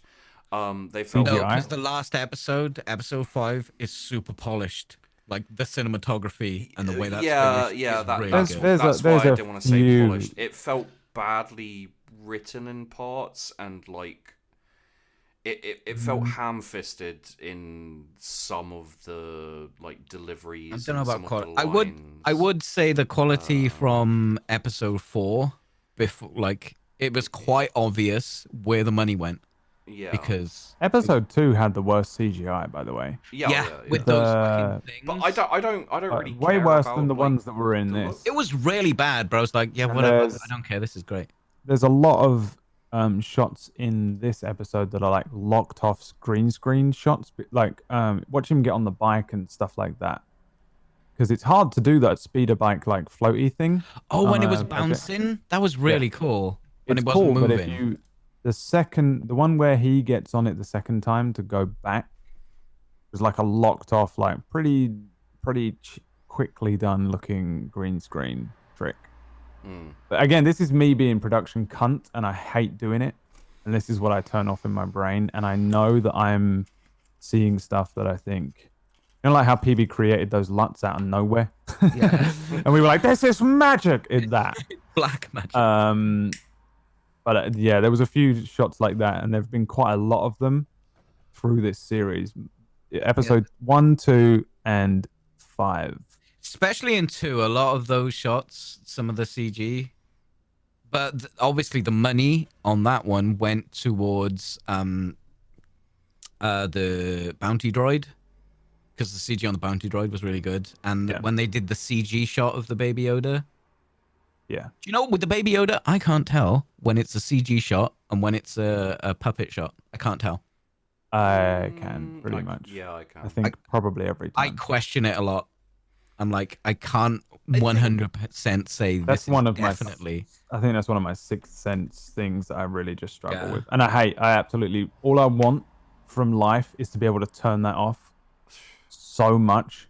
I can't watch movies half the time. I just sit there. Like, I'll be in the cinema and we'll come out, me and Emma will walk out of the cinema and she'll be like, I loved it when this happened. I'm like, oh, you mean the green screen massacre? She's like, oh, stop being a fucking See, cunt. it's the same. It's the same. I don't with want to me be. And you're like, with Emma, that's writing. why you married me. I'm like, I can't help it, damn it. I can't stop these I didn't eyes ask from to seeing be this way. I'm a monster. Don't look at me. Don't look at me. It's the same with me and writing. Like When you see know, bad writing. when I hear bad writing, like it just I can't. You know, Yeah. there's part It's the of same me as that me just when I goes, see shitty meme YouTube videos. And I'm like, no, that cut off All right, screen. no was need the to make it personal, okay? I do it for money. All right. I literally learned everything from you. No, it is annoying that Oh, I kind of missed stuff. Yeah. Once you just, I mean, you can't sit behind a fucking editing software for a decade and then not see weird. Like I see weird cheap cuts and stuff, and I'm like, why? You know, and I can't not see it at all. It's really hard to do. Yeah. I mean, I need to ask you something, Brad. You know you can do transitions in OBS. Can you do the Yeah. Star Wars, like, you know, the fade they do? Not fade, wipe. I don't know. You're the OBS fucking expert. Yeah. Okay. I Yeah, have but a you're the editing expert. Well, they normally go. It's normally just a side swipe, like a comic book, isn't it? Well, called it's a a Luma side wipe. swipe, but it's like got like Okay. the edges. I don't know. Brad, It's called a Luma wipe, I think, A in Luma wipe. in Streamlabs OBS. Test it now while you're I- sat at your computer. I need to I haven't ask. got my streaming computer on. Oh, I need to ask. then I Brad- will try it. Boom. I need to ask Brad this. How do you feel about Tremors? As a I thought you were going to say, how do you Edit. sleep at night after No, that no, YouTube no. video you put out? Yeah.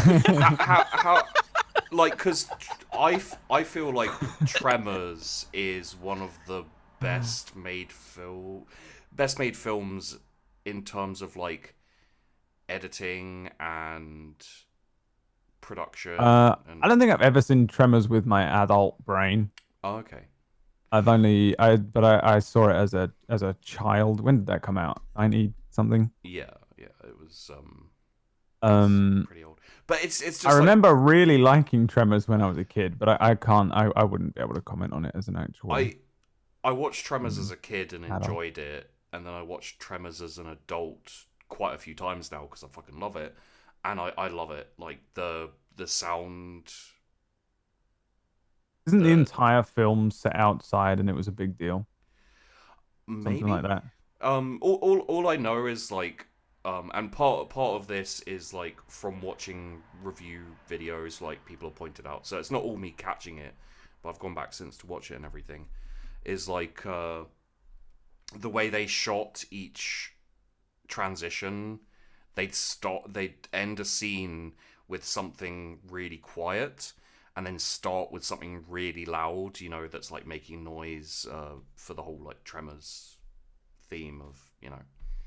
I And, don't know. I don't know. I know what a J-cut is. I have no intelligent knowledge on the Tremors Okay. at all. My other question about the Mandalorian is I'm still liking it. I'm still down for, you know, Star Wars TV series, and you know, even if what's the fucking other series that they're planning on? Kenobi. Yeah, even if Kenobi comes out, I'll probably give it a chance, even though I don't want to. The I said this to Brad. The worst thing that the Mandalorian ever did was hope for Kenobi. Yeah. What if it's bad? It's Kenobi. It's. I mean. So apparently, Deborah Chow is involved in a lot of Kenobi, and she did episode 3, and she's doing episode 7 of this as a director. That's good. Interesting. She did episode 3, Yeah. the episode. The episode, yeah. The only episode we actually all like. Oh, it was the best episode. There was, It was everything. really good. All the writing, the direction, and Everything was. the It wasn't like production, and you one know- thing. it was just edited. It was perfect. Can I also say I think one of the reasons I was more down on episode 4 and like my reaction was so bad was because episode 3 was when I relaxed. Oh like, yeah. Like literally. Yeah, episode, And then your hackles are up again. episode 1 and 2, I was like, okay, yeah, okay, you're doing well. Don't fuck it up. And then episode 3 happened, and I was like, oh, okay, I could enjoy it. And then episode 4 happened, and I was like, oh, fuck you. Episode 4 cost a quarter of what the other episodes cost. Even the cheap ones. A quarter. That's just how series are. They're like, this is the budget. And then Jon Favreau has gone, yeah, I'm gonna take fucking Question. like 3 million for this episode because Do you think they spent less on it because it was a less, basically like a newbie director? And well, they're no, like, think of it. The director's also cheaper. yeah, that's true. You think they pay her as much? Like this is their first Well, fucking she's thing. a woman, so of course they don't. You got 70 cents to the dollar. Yeah. Come on, man. Let's fucking not. Yeah, let's Thank not. you. My final. But my A final new question director does not quickly. get paid as much. I just want to shove this out there, and you guys can, ignore it, whatever. I have the feeling like not much is going to happen this season of The Mandalorian. What do you mean, not much? You think it's going to be more? I mean, I quite like these little one-shot episodes. Well, yeah, The little I just teaser of story. they have 3 episodes left, and nothing's happened really. Well, they've set. No, they have. They've set up, and they've had 2 one-shots. What do you mean? and What do you- technically The second episode was setting up, but with a one-shot in the middle. What would you have had happen so far? No, that's not my point. My point is, I feel like it's going to. This whole season is set up for future seasons, basically, and it's not like. Oh, I'm definitely It's not getting not that vibe, but I It's not would me hope either. for It's more. not like seasons. set up and payoff for the season. It's like set up. But they usually pay it off. Less and less nowadays, from what Yeah, I I hear. don't know. Only I that don't- 4th episode is there not as much setup and payoff, and there's still some. It's just No. so I mean- quickly fucking. No, Next thing. dude, Do the I thing. mean, the entire season as a Take off whole. my helmet apart from when I'm in private. Next shot, he's in private, takes his helmet off. It's not even the next shot. It's literally she leaves and he takes his helmet off. No, there's because she's looking outside the window and they're playing, and it implies that time has skipped. It's just really badly edited. No, it The doesn't. way they do Go time. back. it's I the just time watched it. interpolation in that episode. Interpolation. It's Did you bad. just say interpolation? I did, yeah. I can't take you seriously. Go away. He's a Why? musician type. They interpolate I'm everything. sorry, that's how my brain works. But yeah, no, I don't know. It doesn't feel like it's. It feels like nothing is really going to be brought to much of a. Okay, so let me try and phrase this better. The way the season has been going so far, it's kind of setting up some mysteries, like Baby Yoda, like why they're after him, like there's all this background mystery. I have this feeling like the end of this season is going to be him getting Baby Yoda back and facing off against random insert bad guy who hasn't been established very much. And maybe at the very end of the season, there'll be a mini reveal of some other bad guy who's going to be, in the next season. There's not going to be much to it, I don't think. I don't think that Disney would do that. They've gone, okay, John, have a season. There you go. So? Make a season. And John's gone, okay, I will make a season. You, There's going to be stuff that he can expand on later, but it doesn't feel like, okay, we're just going to build you up. And then the last episode is a cliffhanger and you have to watch the next season. It doesn't feel like talking that. about Disney. They've Disney everything. fucking like money. And Disney have had, I don't know if you've noticed this, Sheepdog, but Disney haven't had the best luck with Star Wars. It was quite subtle. Maybe you didn't pick up on it. Yeah. They've gone to John, make a season. Obviously, everyone knows if it's good, there'll be a second one. Yeah. But like everything, no one knows. Like People, DC don't know how to make a fucking Batman movie. All DC have are Batman. Well, they've got Batwoman. Nobody as knows well. what's going to make money. And they're trying their hardest. And wonder if they're I can- probably really proud of the last Star Wars movie. And then everyone shit on it, apart from me, which I still enjoyed it. It just has major flaws. Wait, you enjoyed what? The last Star Wars movie. Don't make me say the name. Oh, You're a goddamn I monster. thought you changed your mind on that one though. No, I still like it. What? I don't dislike it. It's just people point out the bad things, and I know they're there. It's just people point them out a lot Okay, because here we they go. fucking hate me enjoying something. No. You're perfect. Like No, it's because you're wrong. That's the... my issue. The thing I say, and my issue is never if someone enjoys something. It's if someone enjoys something and then also Incorrectly. claims no, and then claims it's good because they enjoy it. You have to separate good and I enjoyed it. It's perfect. Well, there has to be something good about it to enjoy. No. So bad it's good. It's bad, but it's good. It's good because of its badness. I'm not saying that. Is that really your argument? That's not It's so why. bad That's not it's why I good? like the the Last Jedi. That's The not why. Last- I don't think it's so bad it's good. No, but like. He's a Ryan Johnson apologist. No, I watched a show about Ryan Johnson, and now I fucking hate Ryan Johnson. I legitimately hate him. I saw a supercut of every time Ryan Johnson would not let Mark Hamill explain about.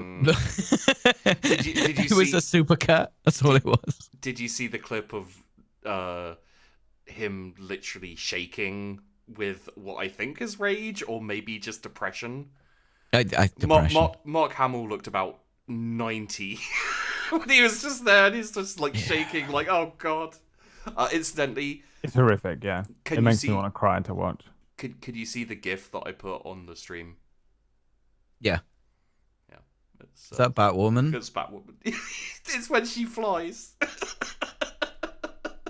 The CG shot sucks. The top shot from the shot over the sea, that's cool. Yeah, it's fine. But then, like, literally, I was watching the episode, and she literally plummets. You can see it. She plummets like a stone, and then she's just like, now I'll just fly. I was like, what the fuck is that? Oh, that show's terrible. I only put it up because you mentioned Batman, and I was like, they also have Batwoman.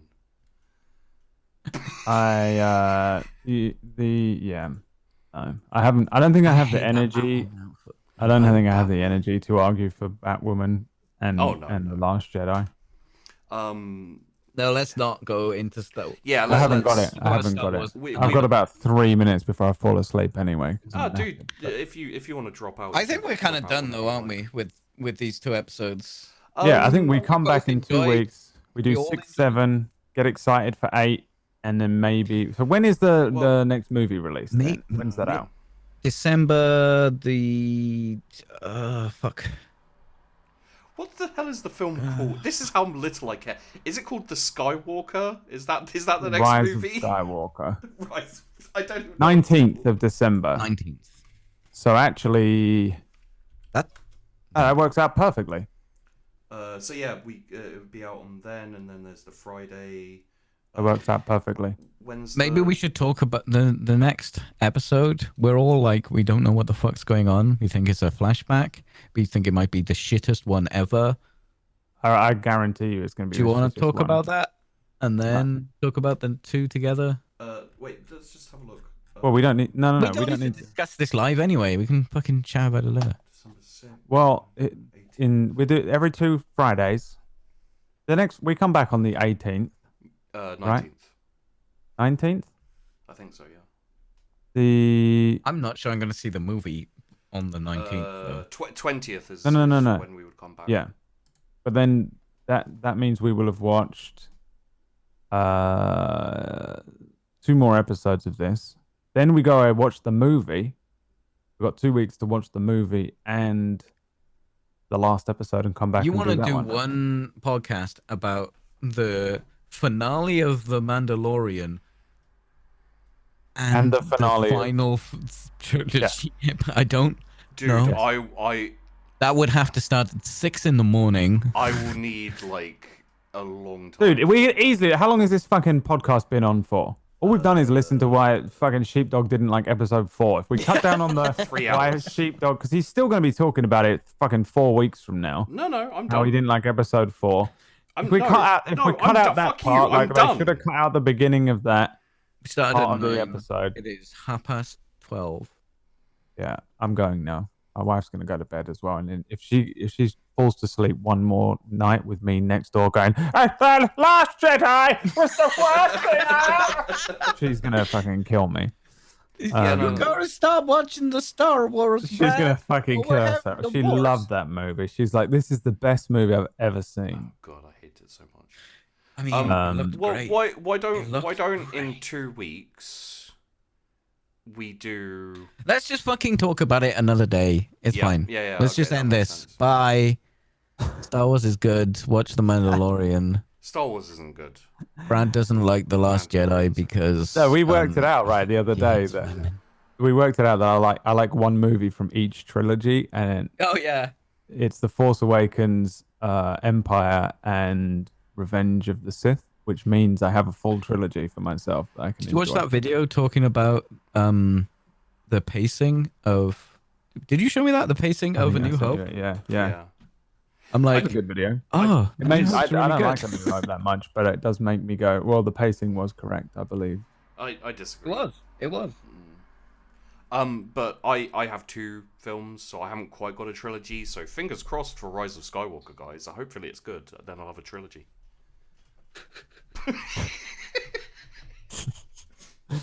Bye. Bye. Bye. What, do you want me to stop recording or something? Yes, that's how you do it. Wait, you're going to keep streaming, aren't you? Huh? No, probably not. I don't know what I'm doing. I'm leaving then. Bye. Have a good night.